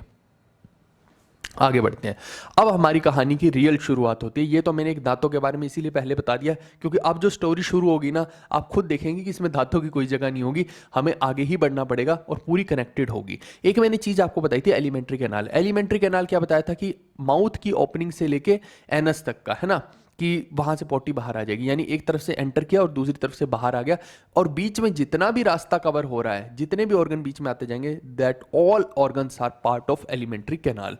ठीक है भाई। तो अब उसी रूट के बारे में हम बात कर रहे हैं कि जो हमारी डाइजेशन है, कि हम जो फूड खा रहे हैं, ठीक है, वो शुरू कहाँ से हो रही है? इंजेशन से। इंजेशन मतलब कि आपने मुंह में कोई फूड को डाला, तो वो क्या हो गया? शुरुआत हो गई, एक आपने स्टार्ट कर दिया कि जो मुंह के अंदर गया है अब वो बाहर भी आएगा, यानी कि न्यूट्रिएंट्स तो अंदर रहेंगे लेकिन बाकी का आइटम बाहर आ जाएगा। ठीक है, तो ये इंजेशन हो गया, इनटेक ऑफ फूड। अब ठीक है, इसके बाद क्या होता है? नेक्स्ट प्रोसेस होती है डाइजेशन। डाइजेशन में क्या होता है? आपने जो भी फूड खाया वो पेट के अंदर गया और पेट के अंदर घोला मोला होगा, बहुत सारी चीज़ें होंगी, वो अभी मैं बताऊंगा। अभी पहले उसके स्टेप्स समझ लेते हैं। बेसिकली क्या स्टेप जो है, ये टोटल 5 स्टेप है। जो सारा खेल जो है ना डाइजेशन का, ये 5 स्टेप पे आधारित है। एनसीईआरटी भी यही बोलती है, सभी एग्जाम्स में भी आता है ना, तो ये आपको ध्यान रखना है 5 स्टेप, क्योंकि ये पूछ सकता है कई बार पेपर में कि बताओ इनमें से कौन सा स्टेप डाइजेशन का नहीं है, और अगर आपको ये 5 याद नहीं हुए तो फिर यू कांट टेल, सिंपल सी बात है। तो इसलिए डाइजेशन जो होती है फूड की, पेट में गया तो वहाँ पे HCl रिएक्ट करेगा, बहुत सारी चीज़ें होंगी। उसके बाद जो है आगे स्मॉल इंटेस्टाइन वगैरह में जाएगा, वहाँ पे क्या है, बड़ी आंत छोटी आंत होती है ना, तो वहाँ पे क्या है, उसके अंदर से न्यूट्रिएंट्स एब्जॉर्ब शुरू हो जाते हैं, विटामिन्स की एब्जॉर्प्शन शुरू हो जाती है। उसके बाद नेक्स्ट प्रोसेस होती है एसिमिलेशन। एसिमिलेशन का मतलब क्या होता है कि भैया उस कचरे से जो है काम की चीज़ निकाल ली, कचरे को बाहर कर दिया, है ना, तो अब जो काम की चीज़ है उसका क्या होगा, उन न्यूट्रिएंट्स का क्या होगा, उनको करना है कन्वर्ट न्यूट्रिशन में, यानी कि एनर्जी में कन्वर्ट किया जाता है। वो एक अलग प्रोसेस चल पड़ती है। और जो बचा हुआ माल है, जो वेस्ट प्रोडक्ट है, वो एक अलग प्रोसेस चल पड़ेगी। वो वेस्ट प्रोडक्ट कहाँ चला जाएगा? एनएस के थ्रू बाहर चला जाएगा, तो उसको बोल देते हैं इजेशन। तो ये टोटल 5 स्टेप्स हैं, दीज आर 5 स्टेप्स। ठीक है, ये 5 स्टेप्स जो है बेहद इंपॉर्टेंट है, इनको ध्यान रखिएगा। अब आप देखिए कि रूट क्या होता है। मैंने बोला ना एलिमेंट्री कैनाल है, वहाँ रास्ते में जो जो आता जाएगा, माउथ से शुरू हो जाएगा, यानी कि स्लाइवरी ग्लैंड से, आपके जो स्लाइवा है, थूक है, वहीं से सब कुछ स्टार्ट हो जाएगा। आपको ऐसा लगता होगा कि शायद जो डाइजेशन है वो पेट में जाके शुरू हो रही है, बट ऐसा बिल्कुल भी नहीं है। आप देखिए जो आपका थूक है, स्लाइवा है, उसके अंदर बहुत सारे इंजाइम्स हैं, और इसीलिए आपने सुना भी होगा कि बहुत सारे लोग बोलते हैं कि भैया आप ज़्यादा से ज़्यादा फूड को चबाइए। क्यों चबाइए? एक तो ये कि वो ज़्यादा देर आपके माउथ में में रहेगा तो स्लाइवा के अंदर जो इंजाइम्स हैं उसके अंदर घुलते जाएंगे। दूसरा, फूड को आपने ब्रेक डाउन खुद ही मुंह में कर दिया है तो वो नीचे जब पेट में जाएगा तो उसको ज़्यादा मेहनत नहीं करनी पड़ेगी, तो वो जल्दी पच जाएगा। समझ गए, ये एक कारण है। तो ये इसके बाद कहाँ जाता है, सलाइवा के बाद स्टमक में जाएगा, स्टमक के बाद फिर लीवर आएगा। ये पूरा एलिमेंट्री कैनाल के रास्ते में जो जो चीज़ें आ रही हैं डाइजेशन के लिए, मैं उनकी बात कर रहा हूँ। फिर लीवर भी हेल्प कर रहा होगा इसमें। इसके बाद जो है स्मॉल इंटेस्टाइन में जाएगा, फिर वहाँ से लार्ज इंटेस्टाइन में जाएगा, और फाइनली जो है ये रेक्टम या एनस से बाहर आ जाएगा। ठीक है, अब इस पूरे रूट को मैं यहाँ समझाता हूँ तो यहाँ आपको सारी चीज़ें एकदम A to Z क्लियर हो जाएंगी। सबसे पहले स्टार्ट करते हैं माउथ से। आप देखिए ये माउथ है, टीथ मैं बता चुका हूँ। इसके अंदर ये जो कैविटी रहती है पूरी की पूरी माउथ के अंदर, इसको क्या बोलते हैं, बक्कल कैविटी बोल देते हैं। और इसी के अंदर जो है बहुत सारा स्लाइवा प्रोड्यूस होता है। यहीं पर जो है पास में ही जो है स्लाइवरी ग्लैंड्स इस और इस तरफ रहते हैं, तो वो क्या करते हैं, स्लाइवा को प्रोड्यूस करते हैं। ठीक है भाई, अब जब ये देखिए ये यहाँ पे जो है ये रहा स्लाइवरी ग्लैंड, ये रहा स्लाइवरी ग्लैंड। तो ये स्लाइवरी ग्लैंड क्या है, स्लाइवा बार बार आप देखिए कि आप चाहें भी कि थूक मेरे मुंह में ना आए लेकिन फिर भी आएगा, वो ये जो ग्लैंड्स हैं ये क्या कर रहे हैं, थूक को प्रोड्यूस कर रहे हैं। अब स्लाइवा के अंदर देखिए 3 एंजाइम होते हैं जिनकी वजह से यहाँ पे ही आपकी डाइजेशन शुरू हो जाती है। अब वो 3 एंजाइम कौन से होते हैं, पहला होता है टाइलिन, दूसरा होता है माल्टोज, तीसरा होता है स्लाइवरी एमाइलेज। अब देखो एमाइलेज 2 तरह का है, यहाँ भी एमाइलेज है और यहाँ पे जब जाएंगे तो यहाँ भी एमाइलेज है। कंफ्यूज नहीं होना, ये स्लाइवरी एमाइलेज है। एमाइलेज का मतलब है कि जो थूक के अंदर एक एंजाइम है, तो स्लाइवरी का मतलब है कि उसको हमने बोल दिया कि ये स्पेसिफाई कर दिया कि ये एमाइलेज जो है ये स्लाइवा वाला है, यानी कि थूक वाला है। और वहीं पे दूसरा एक होता है वो होता है पेंक्रियाज वाला, इसीलिए इसको डिस्टिंग्विश कर दिया। तो ये जो 3 एंजाइम्स हैं ये अल्टीमेटली इनका टारगेट ये है कि जो आपका कार्बन डाइऑक्साइड और स्टार्च है उसको डाइजेस्ट करना, यानी कि कहने का मतलब कार्बन डाइऑक्साइड और कार्बोहाइड्रेट और स्टार्च ये सब चीज़ है क्या, आप मुंह में जो डाल रहे हैं वो वही है। ठीक है, वही फूड है जिसको ये डाइजेस्ट करना स्टार्ट कर देता है, उसी की बात हो रही है। अब इसके बाद ये देखिए ये जब यहाँ से स्टार्ट की फूड की जर्नी तो ये यहाँ नीचे जाना शुरू हो जाएगा, लेकिन उसके ऊपर अभी 2 आइटम और हैं, एक है फेरिंग्स और दूसरा यहाँ गले में क्या होता है, लैरिंग्स। अब ये फेरिंग्स लैरिंग्स क्या है वो समझते हैं। आप देखिए कि ये नाक है, नाक को और मुंह को जो जोड़ दे, नाक और मुंह को जो एक तरह से जोड़ के नीचे लैरिंग्स के साथ जोड़ दे उसको बोलते हैं फेरिंग्स। ठीक है, तो ये अगर कोई भी पेपर में पूछ लिया जाए कि माउथ और नोज को जोड़ने वाली वो जो नली है उसको क्या बोलते हैं, तो आप फेरिंग्स का नाम दे देंगे। ठीक है, और ये जो फेरिंग्स है ये अल्टीमेटली कहाँ पे जाके जुड़ती है, वोकल कॉर्ड के साथ जाके जुड़ती है जिसको हम लैरिंग्स बोलते हैं। यहाँ पे जाके जुड़ जाती है लैरिंग्स, और फिर जो है ये किसके साथ जुड़ जाती है, ईसोफेगस। ये जो पाइप है इसको बोलते हैं ईसोफेगस, जिसको फूड पाइप भी बोल देते हैं, जिसके थ्रू आपका फूड जो है अंदर जाता है। ठीक है भाई मेरे, तो ये चीज़ मैंने आपको समझा दी, इसको रिमूव कर लेते हैं 2 मिनट। हाँ, तो यहाँ पे क्या हो जाएगा, एक लैरिंग्स, जैसे ये फेरिंग्स है यहाँ और यहाँ हो जाएगा लैरिंग्स। यहीं पे वो छोटी छोटी वोकल कॉर्ड बनी होती है। आप जितने भी म्यूजिक इंस्ट्रूमेंट के साथ प्रैक्टिस करते हैं, लोग अपने गले को ठीक करते हैं, वो इसी चीज़ का जो है रियाज कर रहे होते हैं ताकि उस म्यूजिक इंस्ट्रूमेंट के सुरों के साथ जो है ये अलाइंड हो जाए। ठीक है भाई, अब जो है अल्टीमेटली लैरिंग्स का यूज़ क्या है आप बोलेंगे तो वोकल कॉर्ड यानी बोलने के लिए है, ये पूछा जा सकता है। और फेरिंग्स का क्या है, ये दोनों चीज़ों को जो है जोड़ रहा है नीचे लैरिंग्स के साथ, साथ में वोकल कॉर्ड मतलब बोलने में इसका भी यूज़ है, क्योंकि बहुत सारे शब्द ऐसे होते हैं जो नाक से भी बोले जाते हैं, बहुत सारे होते हैं जो गले से बोले जाते हैं, है ना। तो अब आप जैसे न है, न है ना, तो न को बोल के दिखाइए, म को बोल के दिखाइए, वो नाक का टच आएगा ही आएगा, है ना। यू नाक बंद कर लो, कैसे बोलोगे, है ना, वो मुश्किल है, वो नाक से आवाज आएगी ही आएगी। ठीक है भाई, तो ये दोनों का मैंने फंक्शन बता दिया। अब नीचे जाते हैं तो ये आती है आपकी क्या हो गई, ये ईसोफेगस, ईसोफेगस जिसको हम क्या बोल देते हैं, फूड पाइप बोल देते हैं। ये लगभग आपकी जो होती है यहाँ तक होती है, ये होती है 1.5 मीटर की होती है, लगभग आइडिया बता रहा हूँ, क्योंकि इसके बाद जो है फिर स्टमक शुरू हो जाता है। तो इसका काम इतना ही है कि ये नीचे तक फूड को लेके जा रही है। लेकिन अब आप सोचेंगे कि भैया अगर ये सीधी ही है तो एक इंसान को मैं यूं टेढ़ा कर देता हूं तो वो इसका तो मतलब है कि जो पेट में HCl है, फूड है, वो सारा फिर बाहर आ जाना चाहिए। तो ऐसा क्यों नहीं होता है, उसका भी कारण बता देता हूँ। क्योंकि ये जो पाइप है ये सीधी ऐसी नहीं होती है, ये ऐसे ऐसे होती है, ऐसे ऐसे करके होती है, और इस तरफ भी ऐसे ऐसे करके होती है। इनको क्या बोलते हैं, स्फिंक्टर्स बोलते हैं। स्फिंक्टर्स का यूज क्या होता है, एक तरह से आप देखिए एक्चुअली में फूड यहाँ आया ना, तो फूड यहाँ आकर फंस गया बस, और जब तक इसको यूं यूं हिलाया ना जाए, वाइब्रेशन ना किया जाए, तब तक वो अगले वाले स्फिंक्टर में नहीं जाएगा। समझ गए? तो ये जो चीज है इसका मतलब है कि फूड जो है वो सीधा यूं नहीं गटक गए आप, वो यूं यूं करके इसके अंदर एक मूवमेंट होती है, जिस मूवमेंट को क्या बोलते हैं, पेरिस्टाल्टिक मूवमेंट। ये मूवमेंट होती है इस फूड पाइप के अंदर, ठीक है, यहाँ फूड पाइप के अंदर। और मैंने बोला ना ये कंटिन्यूसली यूं यूं यूं यूं हिलती रहती है। अब हिलती रहेगी तो क्या होगा, जो फूड है वो भी यूं यूं यूं यूं करके नीचे जाता रहेगा। समझ गए? इस तरीके से स्टेप्स में जो है फूड नीचे चला जाता है। तो पेरिस्टाल्टिक मूवमेंट का भी ध्यान रखना है कि कहाँ पे होती है, इसोफेगस में होती है। और स्फिंक्टर मसल्स का भी ध्यान रखना है, कहाँ होती है, यहाँ होती है। स्फिंक्टर मसल आगे भी आएगा, वो यहाँ भी आएगा कॉलन में, वो तब की तब बात करेंगे, अभी हम यहीं पे हैं, ठीक है। तो स्फिंक्टर यहाँ भी है और यहाँ भी है, ये ध्यान रखना। तो अब ये जो है जब नीचे आ गया, नीचे आया कहाँ पे आया, पूरा का पूरा फूड पेट के अंदर आया। यही वो पापी पेट है जिसके लिए इंसान को बहुत मेहनत करनी पड़ती है, जिसके लिए आज आप जो है गवर्नमेंट जॉब की तैयारी कर रहे हैं। ये पेट के अंदर क्या होता है, ये अंदर जो लेयर है ना, ये जो लेयर बनी होती है, ये किस चीज़ की बनी होती है, ये पूरी की पूरी लेयर जो है ये बनी होती है म्यूकोसा की। अब ये म्यूकोसा की जो लेयर है, यही एक तरह से HCl भी प्रोड्यूस कर रही है, बहुत सारे इसके जूसेस जो होते हैं पेट के, वो भी प्रोड्यूस करी, जो डाइजेशन में हेल्प करेंगे। क्योंकि पेट क्या है, अल्टीमेटली फूड को एक स्टोर किया पहले और उसमें डाइजेशन शुरू कर दिया, एक तरह से घोल दिया, घोलेगा पूरा का पूरा।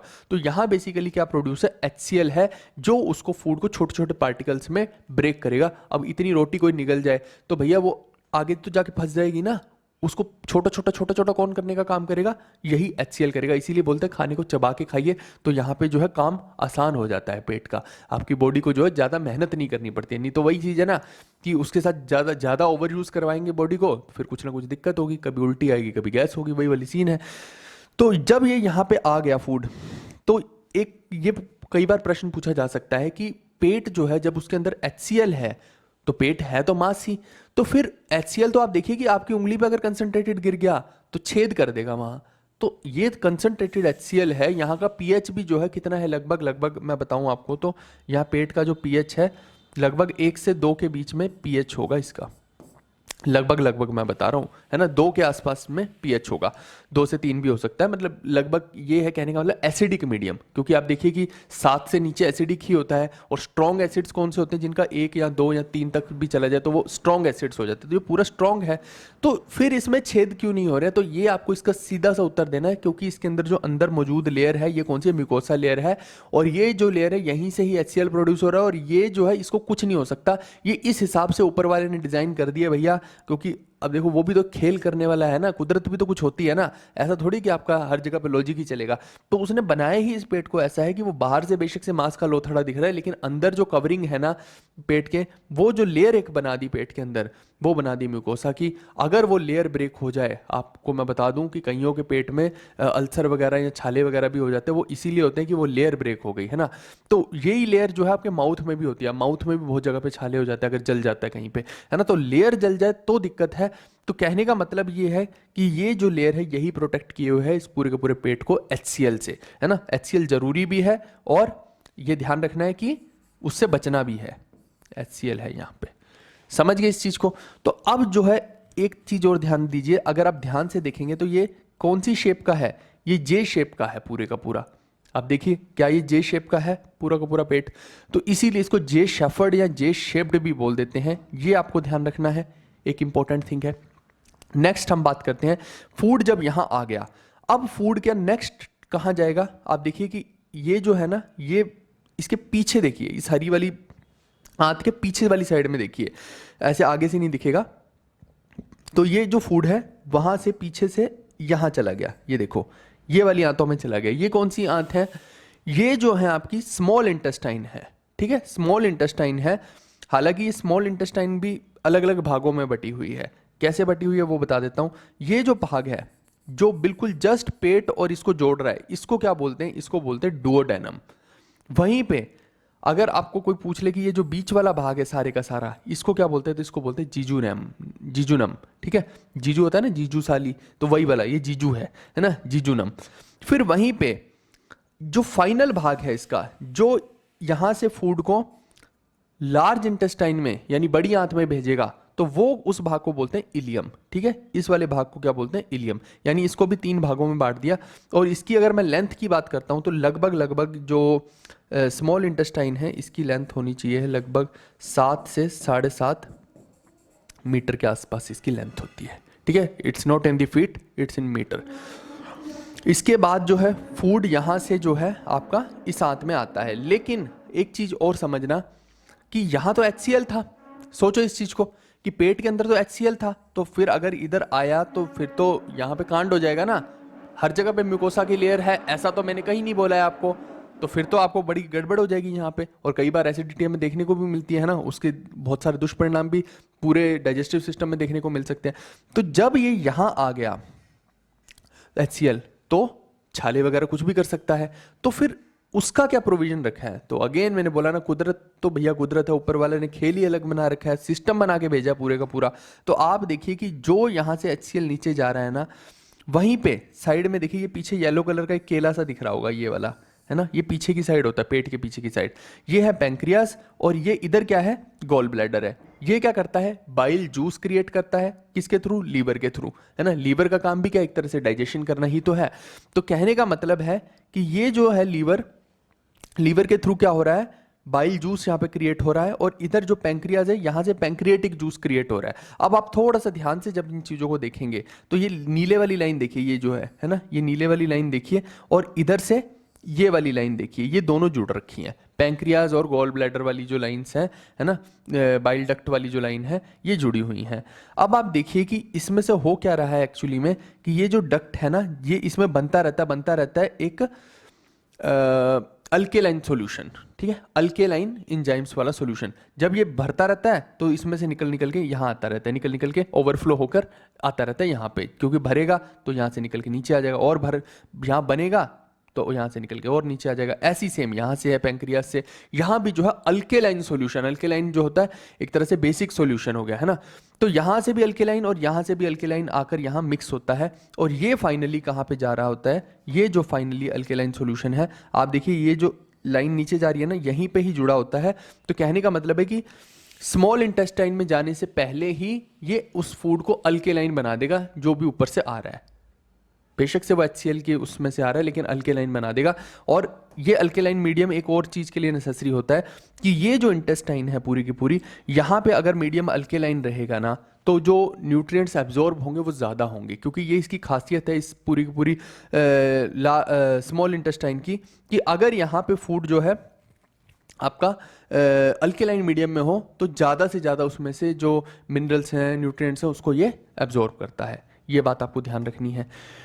इसके अलावा अब देखो, जो एक चीज और ध्यान रखिएगा कि पेट में कितने एंजाइम होते हैं। जैसे यहाँ पे सलाइवा के 3 मैंने बता दिया, ऐसी पेट में भी 3, मैं मेजर बता रहा हूँ, 3 एंजाइम होते हैं पेट के भी। पेट में होता है HCl जो करता है बैक्टीरिया को किल, पेप्सिन होता है वो करता है प्रोटीन्स को डाइजेस्ट, और लिपिज होता है वो क्या करता है, फैट्स को डाइजेस्ट। तब जाके ये जो है सारा का सारा मटेरियल नीचे आता है। ठीक है, और वहीं पे अगर मैं बाइल की बात करता हूँ तो बाइल क्या करता है, बाइल का मेन काम बाइल जूस का फैट्स को डाइजेस्ट करना है। ये जो बाइल जूस है ना, यहाँ से आ रहा है ना, तो और यहाँ से आ रहा है, तो ये पूरा बाइल डक्ट के अंदर जो जूस आ रहा है गॉल ब्लैडर और पैंक्रियाज के थ्रू, इसका काम क्या है, फैट्स को डाइजेस्ट करना है। ये आपको ध्यान रखना है। ठीक है भाई। उसके बाद पैंक्रियाज जो है, ये जो पीछे केला है, ये पैंक्रियाज क्या कर रही है, ये भी 3 एंजाइम्स को प्रोड्यूस कर रही हैं। ये भी आपसे पूछा जा सकता है कौन से हैं ये 3 एंजाइम। पहला है ट्रिप्सिन, दूसरा एमाइलेज, तीसरा लिपेज। तो अब आप देखिए अगेन वही बात है कि ट्रिप्सिन क्या कर रहा है, वो प्रोटीन्स को डाइजेस्ट करता है, एमाइलेज जो है वो कार्बोहाइड्रेट्स को, और वहीं पे लिपेज जो है वो फैट्स को डाइजेस्ट करता है। तो कहने का मतलब है कि पैंक्रियाज भी कंटिन्यूसली अपने 3 एंजाइम छोड़ती जा रही हैं। यहाँ पे एक एंजाइम बाइल वाले हो गए, गॉल ब्लैडर वाले, और एक एंजाइम यहाँ से हो गया, और सब कुछ अल्केलाइन है, और ये इतने सारे एंजाइम्स छोड़े यहाँ पे फाइनली। तो ये स्मॉल इंटेस्टाइन के अंदर आए, स्मॉल इंटेस्टाइन ने बहुत सारे न्यूट्रिएंट्स को एब्जॉर्ब कर लिया और बहुत सारे पानी को भी एब्जॉर्ब कर लिया, लेकिन अभी भी बहुत सारा मटेरियल बचा हुआ है। तो वो अनडाइजेस्टेड मटेरियल कहाँ चला जाएगा, इस तरफ चला जाएगा। अब मैं इसको एक अलग तरीके से समझाता हूँ। गन्ना देखा है, गन्ने का जूस निकलता देखा है। पहली बार गन्ने के जूस को जब निकालते हैं तो कुछ रस बाहर आता है। ये समझिए कि जब पहली बार फूड यहाँ से ये माउथ के अंदर गया तो वो पहली बार का गन्ने का जूस समझ लो। उसके बाद जब पेट में आया तो गन्ने को यूं फोल्ड किया उस गन्ने वाले ने, फिर से यूं डाला मशीन में तो और ज़्यादा जूस आएगा बाहर, यानी कि और ज़्यादा डाइजेशन यहाँ पे आकर हो गया। ठीक है, अब जब पेट से यहाँ गया यहाँ पे, तो अब गन्ने को तीसरी बार फोल्ड करो। आपको पता है पहले दो में इतना जूस बाहर नहीं आता, लेकिन तीसरी बार जब करते हैं तो वो मल्टीफोल्ड हो जाता है, बहुत सारा गन्ने का रस बाहर आता है कि नहीं आता है। तो यानी कि न्यूट्रिएंट्स बहुत सारे एब्जॉर्ब कहाँ हो गए, यहाँ पे हो गए। मैं न्यूट्रिएंट्स के हिसाब से बात कर रहा हूँ, यहाँ पे हो गए। ठीक है, स्मॉल इंटेस्टाइन में। लेकिन क्या चौथी बार अगर वो डालेगा तो जूस उसमें से बिल्कुल बाहर नहीं आएगा क्या गन्ने का? आएगा ना, चौथी बार भी घुमाएगा ना वो।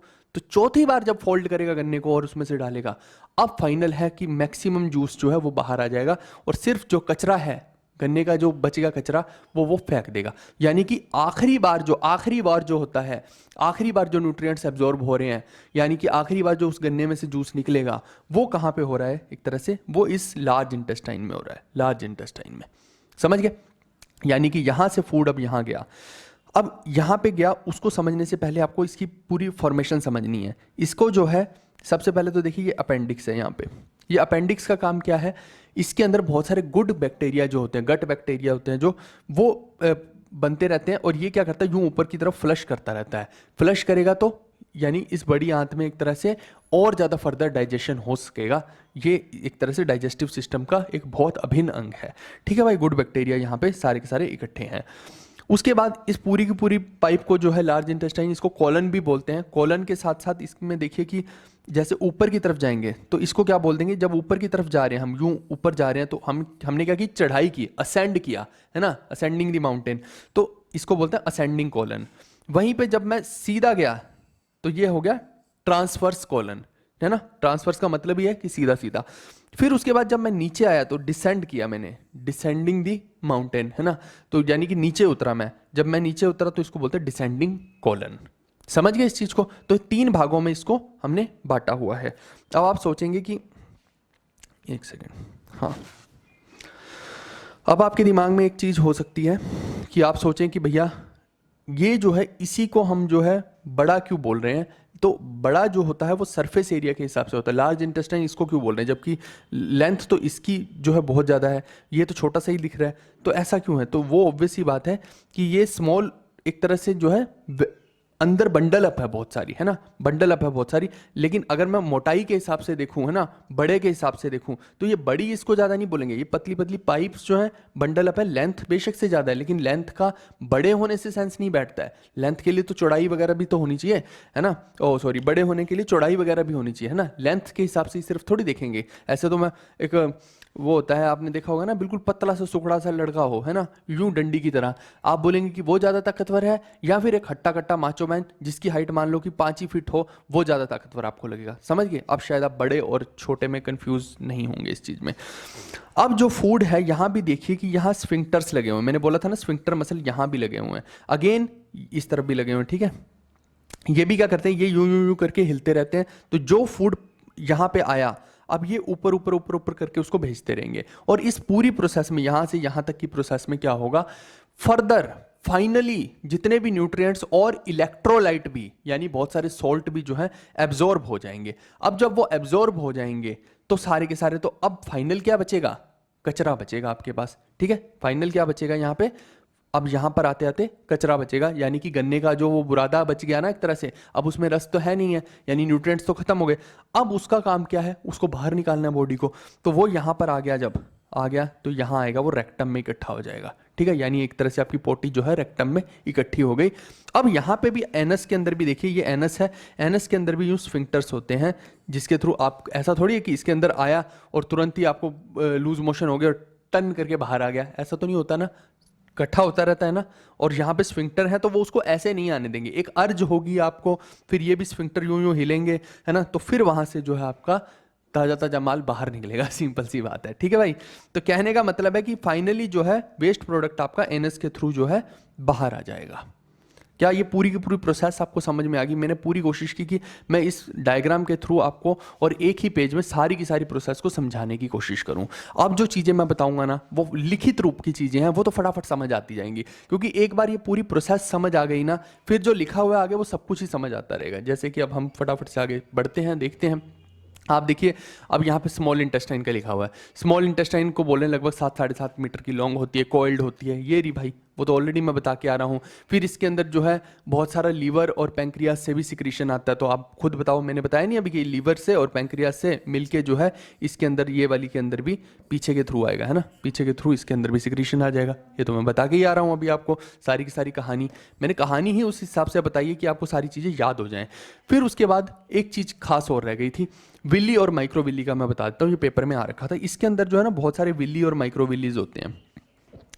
अब ये क्या है, इसके बाल होते हैं अंदर एक तरह से। आप मेरे को बताओ कि जैसे ये पाइप है, मान लो ये पाइप है, अब इसमें मान लो कि मेरे को एब्जॉर्प्शन करानी है, या फिर मैं चाहता हूँ कि मेरा जो पानी इस पाइप में जा रहा है वो जो छींटे मैं छिड़क रहा हूँ इस पाइप के अंदर, वो मैक्सिमम जगह पे जो है लग जाए, वो पानी मैक्सिमम पानी लग जाए, है ना, बाहर कम पानी निकले, इसमें अंदर मैक्सिमम जगह पे पानी लग जाए। तो आप मेरे को बताओ, अगर ये पाइप सीधी सीधी हुई और इसमें मैंने पानी चलाया तो वो तो सीधा सीधा बाहर तो आ जाएगा, लेकिन यहाँ पे जो पानी लगा है सिर्फ यहीं तक ही रहेगा ना, इतनी सरफेस पे रहेगा।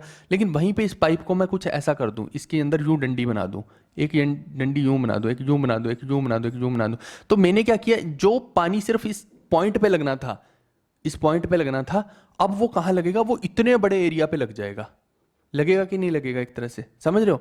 फिर वो पानी जब इधर जाएगा तो इस तरफ भी लग जाएगा, इस तरफ भी, इस तरफ भी। कहने का मतलब सिर्फ एक पॉइंट पे ना लग के वो कई जगह पे लग गया है। तो मैंने क्या किया, सरफेस एरिया बढ़ा दिया, वो पानी हर जगह पे लगेगा अब, है ना, सिर्फ इस एक डॉट पे नहीं लगेगा, बल्कि हर जगह पे लगता जाएगा। अब कोई बच्चा महानुभाव बोलेगा फिर तो मैं यूं यूं यूं यूं करके ऐसे कर दूं, ऐसे थोड़ी होता है भाई। फिर उसका सरफेस एरिया कहाँ इंक्रीज हुआ, फिर तो वो पाइप ही बंद हो जाएगी। ठीक है, तो ये क्या हो गया, हेयर लाइक स्ट्रक्चर एक तरह से होगा। तो वही हेयर लाइक स्ट्रक्चर यहाँ पे है। इससे क्या हो रहा है, जब वो हेयर लाइक स्ट्रक्चर होता है तो बहुत सारे न्यूट्रिएंट्स को एब्जॉर्ब करने में इजी हो रहा है। यानी कि वो हेयर्स क्या कर रहे हैं, जितने भी मटेरियल उनके कॉन्टैक्ट में आ रहा है उसमें से न्यूट्रिएंट्स को एब्जॉर्ब कर रहे हैं, यानी ईजी हो जाता है। सरफेस एरिया एक तरह से इस पूरी की पूरी स्मॉल इंटेस्टाइन का बढ़ जाएगा उससे। ठीक है भाई, तो ये जो है माइक्रोविल्ली का काम है, ये ध्यान रखिएगा, पेपर में पूछा जा सकता है और इवन पूछा भी गया है। फिर लार्ज इंटेस्टाइन का फंक्शन क्या होता है, बहुत सारे इलेक्ट्रोलाइट और पानी को एब्जॉर्ब करना। मैंने बताया ही आपको, पानी को और बहुत सारे न्यूट्रिएंट्स और इलेक्ट्रोलाइट्स को। तो इलेक्ट्रोलाइट्स का मतलब ही यहाँ पे वो है साल्ट्स वगैरह, उन्हीं को तो इलेक्ट्रोलाइट बोलते हैं। आपका इलेक्ट्रोलाइट बैलेंस बिल्कुल बिगड़ जाता है जब डिहाइड्रेशन हो जाती है, आप याद करिए। तो आपको क्या बोला जाता है, ORS का घोल पीजिए, है ना, वो क्या है, चीनी नमक का घोल ही तो है, सॉल्ट ही तो है वो सारे का सारा। तो वो इसीलिए बोलते हैं क्योंकि आपकी बॉडी में इलेक्ट्रोलाइट की कमी हो जाती है, क्योंकि इनडाइजेशन हो रखी है, आपका सारा माल तुरंत तुरंत बाहर निकल रहा है। और वो जो चीज़ है लार्ज इंटेस्टाइन को टाइम ही नहीं लग पा रहा कि भैया उसको एब्जॉर्ब कर ले, क्योंकि आप तो तुरंत बाहर निकाल रहे हो। तो उस वजह से आपकी बॉडी में इलेक्ट्रोलाइट की कमी की वजह से ये सब चीज़ें होती हैं। और फिर जो है लार्ज इंटेस्टाइन वो कह रहा है कि सेमी सॉलिड जो फिसीज होते हैं, यानी कि पोटी होती है, उसको बाहर निकालने में हेल्प करती है। ऑब्वियस सी बात है, वो एनस के थ्रू जो है बाहर करेगी उसको, और इसमें तो कुछ है नहीं सोचने वाला। फिर डाइजेस्टिव ग्लैंड्स की बात करते हैं, तो मैंने अभी आपको पैंक्रियाटिक जूसिस के बारे में बताया, बाइल जूसिस के बारे में बताया, लीवर के बारे में बताया, और इसमें ट्रिप्सिन के, कीमोट्रिप्सिन, लिपेज, अमाइलेज, ये सब चीज़ें मैं बता के आ रहा हूँ। फिर ये क्या करेंगी, ब्रेक डाउन करेंगी बड़े मॉलिक्यूल को छोटे मॉलिक्यूल में। वो सब मैंने अभी तो समझाया आपको पिछली स्लाइड के अंदर। तो ये सारी की सारी चीज़ें मैं ऑलरेडी समझा ही चुका हूँ। आगे बढ़ते हैं। और पैंक्रियाज के अंदर एक और चीज़ है कि ये आप देखिए कि जो ग्लैंड्स होते हैं दो तरह के होते हैं, एक एक्सोक्राइन होते हैं, एक एंडोक्राइन होते हैं। अब यहाँ पे देखिए जो पैंक्रियाज हैं, ये एंडोक्राइन ग्लैंड जो है एक तरह से, यानी कि अंदर के जो एक तरह से अंदर सिक्रीशन हो रहा है सारी की सारी चीज़ों का, ये समझ लीजिए। तो एंडोक्राइन ग्लैंड में ये क्या करता है, अंदर दो हार्मोन्स प्रोड्यूस करता है। दो हार्मोन कौन कौन से हैं, पहला है इंसुलिन और दूसरा है ग्लूकागोन। ये पेपर में 100% है कि कभी भी आ सकता है। इंसुलिन में देखिए क्या करते हैं कि शुगर को ये ग्लूकोज में कन्वर्ट करता है। इवन जो शुगर के पेशेंट होते हैं उनको इंसुलिन के इंजेक्शन भी लगते हैं, अगर आपको पता हो तो, है ना। और वहीं पे ग्लूकागोन जो होता है वो क्या करता है, वो बॉडी में ब्लड के शुगर लेवल को मेंटेन करता है। तो पैंक्रियाज ही हैं जो ये दो हार्मोन्स को रिलीज करती हैं, और ये दोनों का काम क्या है, एक का काम है शुगर को ग्लूकोज में कन्वर्ट करना, और दूसरे का काम क्या है, ब्लड शुगर लेवल को मेंटेन करना। These are hormones. और जो पहले बताए हैं मैंने ट्रिप्सिन वगैरह, वो क्या है, एंजाइम्स हैं। तो दोनों में फर्क है, हार्मोन और एंजाइम में कंफ्यूज मत करना। उसके बाद लीवर की बात करते हैं, तो largest and major digestive gland अगर कोई पूछ ले तो वो लीवर है। ठीक है भाई, सबसे बड़ा यही है। लीवर की खासियत क्या होती है, मान लो कि आप डेली ड्रिंक कर रहे हो, डेली ड्रिंक करो, है ना, और आपको पता है कि डेली वो ड्रिंक कर करके क्या होगा, लीवर ही खराब होना है। मान लो कि एक व्यक्ति का 90% लीवर सपोज करो खराब हो गया, लेकिन अगर वो फिर भी जो है ड्रिंकिंग छोड़ दे और अल्कलाइन जो चीज़ें हैं वो पीनी शुरू कर दे, तो कुछ दिन के अंदर ही उसका पूरा का पूरा लीवर जो है रीजनरेट हो जाता है, यानी अपने आप को ठीक कर लेता है। ये हीलिंग कैपेसिटी लीवर के अंदर बहुत खतरनाक होती है। इसीलिए जो है आप देखिए कि जो लोग एंड तक भी नहीं छोड़ते हैं ना, बिल्कुल 99% पे पहुंच जाते हैं, तब भी नहीं छोड़ रहे हैं, है ना, ड्रिंकिंग, तो उसके बाद क्या होता है, तब जाके उनके जो है लीवर फेल हो जाते हैं। तो वो चीज़ है, ये इंपॉर्टेंट है बहुत, है ना। और एक मेडिसिन है लिव 50, अगर आपको लिव 52 कुछ ऐसे करके, तो वो किस लिए यूज़ होती है, वो भी लीवर को एक तरह से रीजनरेट करने के लिए ही यूज़ हो रही होती है। चलिए, इसके बाद ये कलर वगैरह बता रखा है, डार्क रेडिश ब्राउन कलर होता है। ये क्यों क्यों होता है, ये देखिए डार्क रेडिश ब्राउन, क्योंकि इसके अंदर रेगुलरली ब्लड की सप्लाई रहती है, इस वजह से ऐसा होता है। उसके बाद फंक्शंस तो मैं पहले ही बता चुका हूँ कि डाइजेशन में ये हेल्प करता है, सिक्रीट्स बाइल, और बाइल जूस कहाँ पे कलेक्ट हो जाता है, गॉल ब्लैडर में हो जाता है, और मैंने बोला ना वो भरता रहता है और फिर वहाँ से उड़ल के कहाँ पे चला जाता है, उड़ेल उड़ेल के नीचे चला जाता है, जहाँ पे डक्ट के अंदर जाता है, जहाँ पे वो पैंक्रियाज वाले जूस के साथ कनेक्ट होके और नीचे जो है यहाँ आ जाता है। ये मैंने बताया था ना, ये यहाँ, ये रहा वो थैली, ठीक है, यहाँ से उड़ेल के यहाँ पे आ जाता है, ये सब बता दिया है ऑलरेडी। फिर डाइजेस्टिव जूसेस में एक और चीज़ आपसे पूछ सकते हैं, लिपेज के बारे में। लिपेज का ये ध्यान रखिएगा कि ये क्या होता है, ये इमल्सिफाइड फैट्स जो होते हैं ना, इमल्सिफाइड फैट्स को ब्रेक डाउन करता है, इमल्सिफाइड फैट्स को ब्रेक डाउन कर देता है। किस में करता है, ग्लिसरॉल और फैटी एसिड में। किस में, ग्लिसरॉल और फैटी एसिड में। डायरेक्ट कभी भी एग्जाम में आए तो आपको ठा करना है वहाँ पे कि lipase converts emulsified fats into glycerol and fatty acids. चलिए, ये हो गया आपका, ये हिंदी के लिए पूरे का पूरा लिपेज के बारे में लिख दिया है, पित्तमाशय के बारे में लिख दिया है। अब इससे आगे बढ़ते हैं। हाँ, अब देखो मैंने पूरा तो आपको बता दिया डाइजेशन के बारे में। एक अमीबा का डाइजेशन भी मैंने ऑलरेडी वैसे तो आपको एक्सोसाइटोसिस एंडोसाइटोसिस के थ्रू बता रखा था, और मैंने बोला था कि जो सूडोपोडिया होते हैं, है ना, एक फेक फीट क्रिएट कर लेता है, फॉल्स फीट क्रिएट कर लेता है, जिससे कि वो अपने शिकार को अपने अंदर संभाल लेता है, और फिर अंदर जो है पूरे का पूरा एनर्जी कहाँ पे स्टोर करता है, वैक्यूल के अंदर स्टोर कर लेता है। डाइजेस्टेड फूड को कहाँ पे स्टोर करता है, वैक्यूल के अंदर। ये अमीबा का मैं ऑलरेडी एक बार आपको बता भी चुका हूँ पहले भी, है ना, शुरू में ही बता दिया था। लेकिन अब जो ह्यूमन बॉडी है उसके मैं डाइजेशन की बात करता हूँ, तो यहाँ पे देखिए कि एक समरी मैंने पूरी की पूरी लिख दी है। जैसे स्लाइवा है, तो स्लाइवा में क्या है, मेन चीज़ मैंने लिखी है। अमाइलेज क्या कर रहा है, स्टार्च को माल्टोज में कन्वर्ट कर रहा है। फिर गैस्ट्रिक जूसेस जो है, पेप्सिन क्या कर रहा है, प्रोटीन को पेप्टोन्स में कन्वर्ट कर रहा है। रेनिन क्या कर रहा है, कैसीन को कैल्शियम पैराकेसीन में कन्वर्ट कर रहा है। यानी कि पहले ये था, उसके बाद ये बन गया, किसकी प्रेजेंस में, इनकी प्रेजेंस में। यानी कि ये जो है एंजाइम क्या कर रहे हैं, प्रोटीन को जैसे पॉलीपेप्टाइड में कन्वर्ट कर रहा है। कौन सा कर रहा है, ट्रिप्सिन। ट्रिप्सिन क्या करता है, प्रोटीन को पॉलीपेप्टाइड में बदल देता है। वैसे ही पैंक्रियाटिक जूसेस की बात हो रही है, 3 मैंने बताया ना अभी, मेजर। एमाइलेज क्या करता है, स्टार्च को शुगर में बदल देता है। फिर लिपेज क्या करता है, फैट को फैटी एसिड और ग्लिसरॉल में बदल देता है। ऐसी इंटेस्टिनल जूसेस जो होते हैं, इंटेस्टाइन के जूसेस मैंने अभी तक नहीं बताए थे आपको, तो वो भी आप देख लीजिए, ये भी पूछे जा सकते हैं पेपर में, क्योंकि मैंने देखा कि एनसीईआरटी में दिए हुए हैं, तो मेरे को लगता है कि आ सकते हैं। इरिप्सिन क्या करता है, इरिप्सिन क्या करता है, प्रोटीन को अमाइनो एसिड में बदल देता है। किसकी प्रेजेंस में होता है ये, एरिप्सिन की। ऐसे आपको समझना है, ठीक है। अगर आपको ऐसे नहीं समझ आ रहा तो आप इसको भूल जाइए, आप समझिए कि यहाँ से ये चीज़ बन रही है, किसकी प्रेजेंस में, इरिप्सिन की। ऐसे ही यहाँ पे आप जब लिखेंगे तो माल्टोज से ग्लूकोज बनता है, किसकी प्रेजेंस में, माल्टेज की, माल्टेज की प्रेजेंस में। यानी माल्टेज क्या करता है, माल्टोज को ग्लूकोज में बदल देता है। वहीं लैक्टेज क्या करता है, लैक्टेज हमें लैक्टोज कहाँ पे देखने को मिलते हैं, मिल्क के अंदर देखने को मिलते हैं, ठीक है। तो ये क्या करता है, लैक्टोज को ग्लूकोज और फ्रक्टोज में कन्वर्ट कर देता है, कौन, लैक्टेज। फिर ऐसी सुक्रेज क्या करता है, सुक्रोज को ग्लूकोज और ग्लैक्टोज में कन्वर्ट कर देता है। फिर लिपेज क्या करता है, ये तो मैंने बताया था कि फैट को फैटी एसिड्स और ग्लिसरॉल में, है ना, इमल्सिफाइड फैट्स जो होते हैं उनको फैटी एसिड्स और ग्लिसरॉल में कन्वर्ट कर देता है। ये हो गया लिपेज, ये हो गया सुक्रेज, ये हो गया लैक्टेज, ये हो गया माल्टेज और ये हो गया इरिप्सिन, ठीक है। यहाँ कंफ्यूज मत कर देना, ये माल्टोज है, ये माल्टेज है, वो नाम वैसा ही दिया है ताकि ईजी रहे सबको याद करने के लिए। तो साइंटिस्ट ने अपने हिसाब से, जो भी बायोलॉजिस्ट ने अपने हिसाब से नाम उसको दे दिया था, ठीक है भाई। ये हिंदी के लिए सेम ही प्रोसेस लिख दिया है मैंने, सभी के सभी एंजाइम्स के बारे में लिख दिया, तो यहाँ से आप इजीली कनेक्ट कर पाएंगे,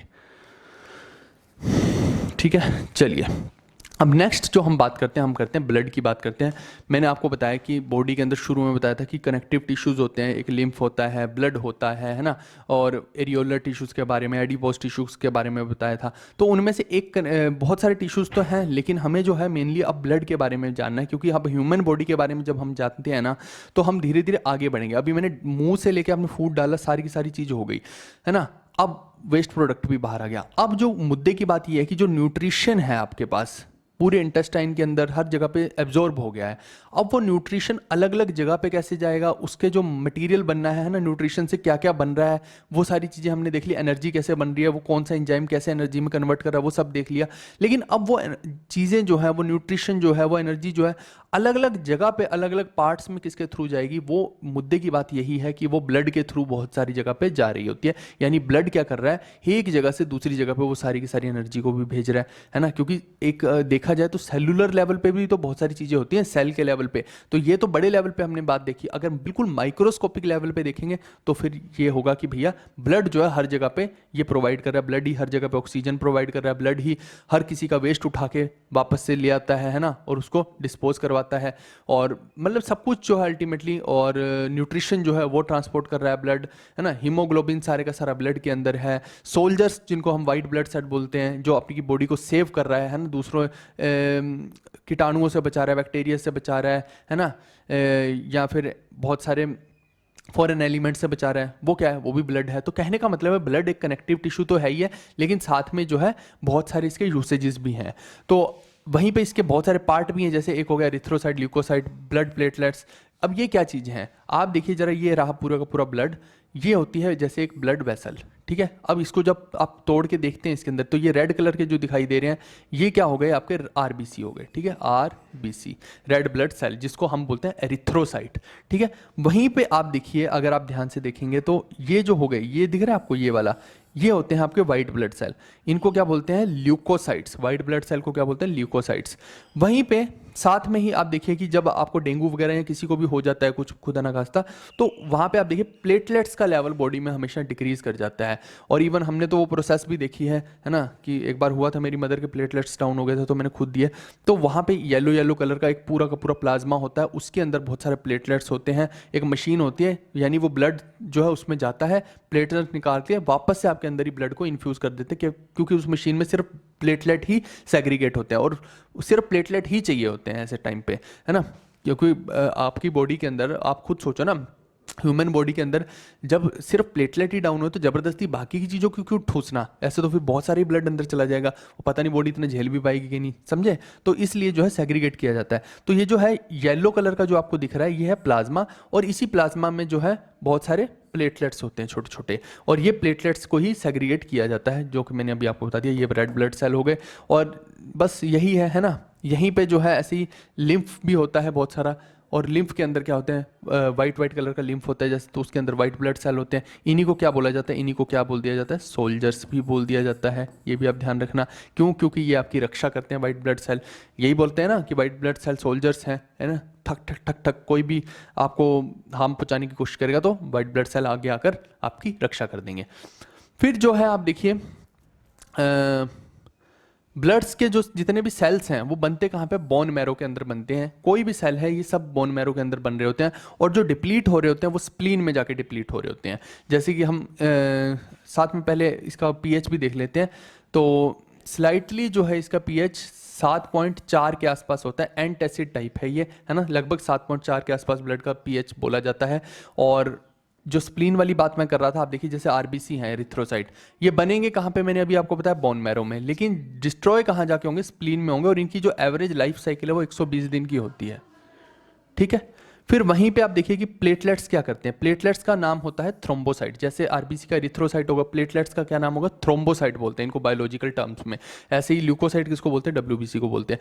तो कहने का मतलब है कि ये जो प्लेटलेट्स हैं दे आर कॉल्ड थ्रोम्बोसाइट्स। और प्लेटलेट्स का काम मैं अभी आपको बता चुका हूँ, वैसे अभी आगे बताऊंगा। अभी एक तरह से क्लोटिंग टाइप जो होता है ना, क्लोटिंग टाइप जितना भी मटेरियल होता है वो ये प्लेटलेट के थ्रू ही हो रहा होता है। और दूसरी बात एक और चीज़ है कि क्लोटिंग में एक और मटेरियल यूज़ होता है, ये आपको ध्यान रखना है। जो कैल्शियम आयन है ना, कैल्शियम आयन, ये भी क्लोटिंग में जो है मेजर रोल प्ले करता है। एक बार एग्जाम में पूछा गया था, प्लेटलेट्स और जो प्लेटलेट्स और कैल्शियम आयन, ठीक है, ये दोनों का यही काम रहता है। फिर जो है आपके ब्लड ग्रुप्स देखिए अलग अलग तरह के आपको देखने को मिलते हैं, A positive, A negative, B positive, B negative, A B positive, A B negative, O positive, O negative, ये सारे हमें देखने को मिलते हैं ब्लड ग्रुप्स, है ना। और अगर हम यूनिवर्सल डोनर की बात करते हैं तो यूनिवर्सल डोनर जो होता है वो ओ नेगेटिव होता है, ठीक है। ये जो होता है ये किसी को भी ब्लड दे सकता है, ओ नेगेटिव, हर किसी में नहीं होता है ना। और वहीं पे हम देखते हैं यूनिवर्सल एक्सेप्टर जो होता है, यानी यूनिवर्सल रेसिपेंट जो होता है, जो ले सकता है किसी से भी ब्लड, वो होता है ए बी पॉजिटिव। एक नेगेटिव है एक पॉजिटिव है, उससे आप याद रखिएगा, ठीक है। ये किसी से भी ब्लड ले सकता है और ये किसी को भी ब्लड दे सकता है। बाकी के जो ब्लड ग्रुप्स हैं, जैसे ए नेगेटिव है, बहुत रेयर ब्लड है, तो इसको ए नेगेटिव ही देगा, बी पॉजिटिव वाले को बी पॉजिटिव ही देगा, ऐसा करके रहता है, ठीक है। वहीं पे आप देखिए कि एंटीजन क्या होते हैं, कई बार ब्लड के अंदर ये भी पूछ लिया जाता है, ये पूछा गया इनफैक्ट पेपर के अंदर आया है, ये एंटीजन क्या होता है, तो इसकी पूरी डेफिनेशन थी, है ना। तो एंटीजन क्या होता है, any substance that causes your immune system to produce antibodies against it, ठीक है। कहने का मतलब है कि आप देखिए कि डॉक्टर जैनर था तो उसने देखा कि भैया गवाले जो होते हैं उनको स्मॉल पॉक्स नहीं हो रहा है, बाकी लोग को हो रहा है।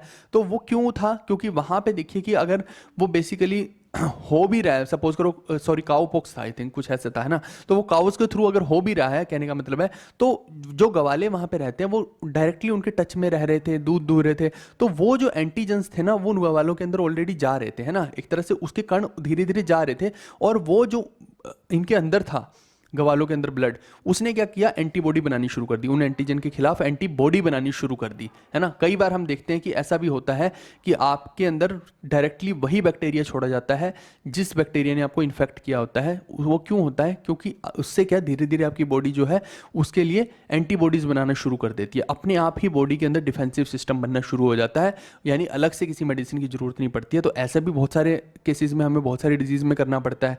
तो वो लाइव बैक्टीरिया भी हो सकता है, डेड बैक्टीरिया भी छोड़ा जा सकता है, जैसा भी करके छोड़ा जा सकता है। तो ये जो है उसके एवज में एंटीबॉडीज बॉडी के अंदर बन जाती है, इसको बोलते हैं हम एक्टिव इम्यूनिटी, ठीक है दोस्त। तो ये सारी चीज़ें मैंने बता दी, सेम ही हिंदी वालों के लिए भी मैंने पूरी की पूरी यहाँ पे तैयार करके रखी हुई हैं, प्लेटलेट्स का, आरबीसी का, हर चीज़ का, एरिथ्रोसाइट, ल्यूकोसाइट, है ना, ये सब चीज़ें, इनको थ्रोम्बोसाइट बोलते हैं, ये सब मैंने यहाँ पे लिख दिया है। और कैल्शियम आयन के थक्के जो होते हैं, बेसिकली क्लोटिंग जो है थक्के हैं, उसमें कैल्शियम आयन जो है मेजर रोल प्ले करता है, ये सब मैंने यहाँ पे आपके लिए लिख दिया है। फिर इसके बाद मैंने अभी बताया आपको कि एक होता है लिम्फ, ठीक है। ब्लड तो है ही है, ब्लड के अलावा क्या है, लिम्फ है। लिम्फ टिश्यू फ्लूइड क्या करता है, ये होता है एक कलरलेस फ्लूइड। जैसे हम देखते हैं कि वहाँ पे तो ब्लड का कलर रेड है, क्यों है, आरबीसीज की वजह से है। और एक सेकेंड, ये मैं शायद पॉइंट बताना भूल गया क्या आपको, हाँ, जो हीमोग्लोबिन है, हीमोग्लोबिन जो है उसी की वजह से पूरे का पूरा कलर रेड है ना। क्यों, क्योंकि हीमोग्लोबिन के अंदर जो एसेंशियल एलिमेंट है वो आयरन है। तो और ये है किसके अंदर, आरबीसी के अंदर, सिर्फ आरबीसी के अंदर है, ना वो व्हाइट ब्लड सेल के अंदर है, ना प्लेटलेट के अंदर है। ये जो चीज़ है आयरन जो है हमें आरबीसी के अंदर ही देखने को मिलता है, इसी वजह से हमें रेड कलर देखने को मिलता है। नहीं तो ऐसे तो फिर आप बोलेंगे कॉकरोच हो गए, प्लांट हो गए, उनके अंदर क्या लाल खून निकलता है, नहीं निकलता ना। क्यों, क्योंकि आयरन की कमी और हीमोग्लोबिन उनके अंदर नहीं होता है। हीमोग्लोबिन की टेंडेंसी है कि आयरन को वो अपने साथ जोड़ लेता है तुरंत से, ठीक है। उसके बाद हाँ, लिम्फ जो होता है वो कलरलेस फ्लूइड होता है, ठीक है, लाइट क्लियर फ्लूइड होता है। किस चीज़ का बना होता है, कलरलेस है तो ये लाइट क्रीम सी कलर का रहेगा, तो ये बनेगा वाइट ब्लड सेल्स का, ठीक है, ये आपको ध्यान रखना है। और इसका भी काम क्या है, हार्मफुल बैक्टीरिया से आपको बचाना। फिर उसके बाद जो स्प्लीन होता है, मैंने अभी आपको थोड़ी देर पहले बताया कि स्प्लीन जो है यहीं पे आके सारे के सारे सेल्स जो है मर जाते हैं, है ना, चाहे वो कैसे भी हो। और स्प्लीन एक तरह से क्योंकि इनको मार भी रहा है, नष्ट भी कर रहा है, तो वो नए आरबीसीज भी तो बनते हैं, 120 दिन तक रहे, है ना, तो वो उनको मार रहा है, तो फिर बोन मैरो नए बना रहा है। अगर ये मारेगा ही नहीं उनको तो नए बनेंगे कैसे, और वो तो वही पुराने अंदर ही घूमते रहेंगे, तो आपकी बॉडी तो एकदम से मुर्दा टाइप हो जाएगी बिल्कुल ही, है ना। तो वो प्रोसेस चलती रहे, तो इसीलिए बोला जाता है कि नष्ट होने वाली चीज भी बनी है और पैदा होने वाली भी बनी है, दोनों ही चीजें बनती है तब जाके ये काम होता है। तो ये लार्जेस्ट लिम्फेटिक ऑर्गन होता है स्प्लीन, ठीक है। इसके अलावा सर्कुलेटरी सिस्टम की बात करते हैं, यहां तक तो हमने पढ़ लिया ये सारी चीजें। अब सर्कुलेटरी सिस्टम इसी के साथ अटैच्ड है, क्योंकि देखिए कि आपका जो ब्लड है, ब्लड ही क्या करना है, अलग अलग जगह पे जाना है और बहुत सारे न्यूट्रिएंट्स देने हैं और वहां का वेस्ट प्रोडक्ट भी उठाना है। तो अब इस ब्लड को भेजेगा कौन, इधर से उधर कौन भेजता है, एक ही ऑर्गन है अपना, है ना, कौन है, हार्ट। ये किस तरह इसको हम रिलेट कर सकते हैं, पंप के साथ। आपके घर पे मोटर लगी होती है, पानी आता है, पानी को ऊपर टंकी तक भेजती है, क्या कर रही है, एक जगह से दूसरी जगह पे भेज रही है, पंप ही तो कर रही है। वही काम पंपिंग का जो है हार्ट भी करता है, ये सिंपल सी बात है। तो यानी सर्कुलेटरी सिस्टम अब हम नेक्स्ट पढ़ने वाले हैं इसके अंदर। और इसमें कई बार देखिए क्वेश्चन कैसे बनते हैं, जैसे वो उसने ये इस बार जो है लेटेस्ट का एग्जाम आप सीजीएल का उठा के देखिए, उसमें ये बहुत ज़्यादा फ्रीक्वेंटली पूछा गया कि फिशेस के अंदर बताओ कि कितने चैम्बर्ड हार्ट होता है। तो 2 चैम्बर का हार्ट होता है फिशेस के अंदर, है ना। ह्यूमन के अंदर देखा जाए तो ह्यूमन के अंदर अगर आप देखते हैं तो 4 चैम्बर का हार्ट होता है, ठीक है भाई। फिशेस के अंदर 1 एट्रियम होती है, 2 वेंट्रिकल होती हैं। ऐसी एम्फीबियन का देखा जाए और रेप्टाइल्स का देखा जाए तो रेप्टाइल्स में ये ध्यान रखना कि क्रोकोडाइल को आप हटा दीजिए, सिर्फ क्रोकोडाइल को हटा दीजिए, तो इनका 3 चैम्बर का हार्ट होता है एम्फीबियन और रेप्टाइल का, ये आपको ध्यान रखना है, ठीक है। 2 एट्रियम होती है और 1 सिंगल वेंट्रिकल होती है। लेकिन क्रोकोडाइल का क्या होता है, ये है तो आप देखिए कि रेप्टाइल ही, लेकिन इसका जो हार्ट है 4 चैम्बर का होता है, इतना बड़ा होता है, तो आप समझ लीजिए इसका 4 चैम्बर का हार्ट होता है। इसके अलावा बर्ड्स हो गए, मैमल्स हो गए, ये सभी जो है 4 चैम्बर का हार्ट, हालांकि बड़े होने से 4 चैम्बर का कोई मतलब नहीं है, बट ऐसे ही बस आपको याद करवा रहा हूँ, है ना, क्योंकि बर्ड्स तो छोटे छोटे हैं लेकिन फिर भी 4 चैम्बर का हार्ट है ना। मैमल्स हो गए, मैमल्स में ह्यूमन बींग भी आ गए, तो हम सबका जो है हार्ट 4 चैम्बर का, 2 एट्रियम होती हैं और 2 वेंट्रिकल हमारे अंदर होती हैं, ठीक है भाई। और कई बार क्या है हार्ट का पूछ लेते हैं कि हार्ट का साइज कैसा होता है, तो आपको ये याद रखना है कि क्लेंच्ड फिस्ट होता है हार्ट, ठीक है, क्लेंच्ड फिस्ट होता है। ये अक्सर पेपर में कई बार पूछा जाता है, तो ये आपको ध्यान रखना है, ठीक है। सेम ही मैंने हिंदी वालों के लिए भी लिख दिया है, इसको आप रीड मार लेंगे।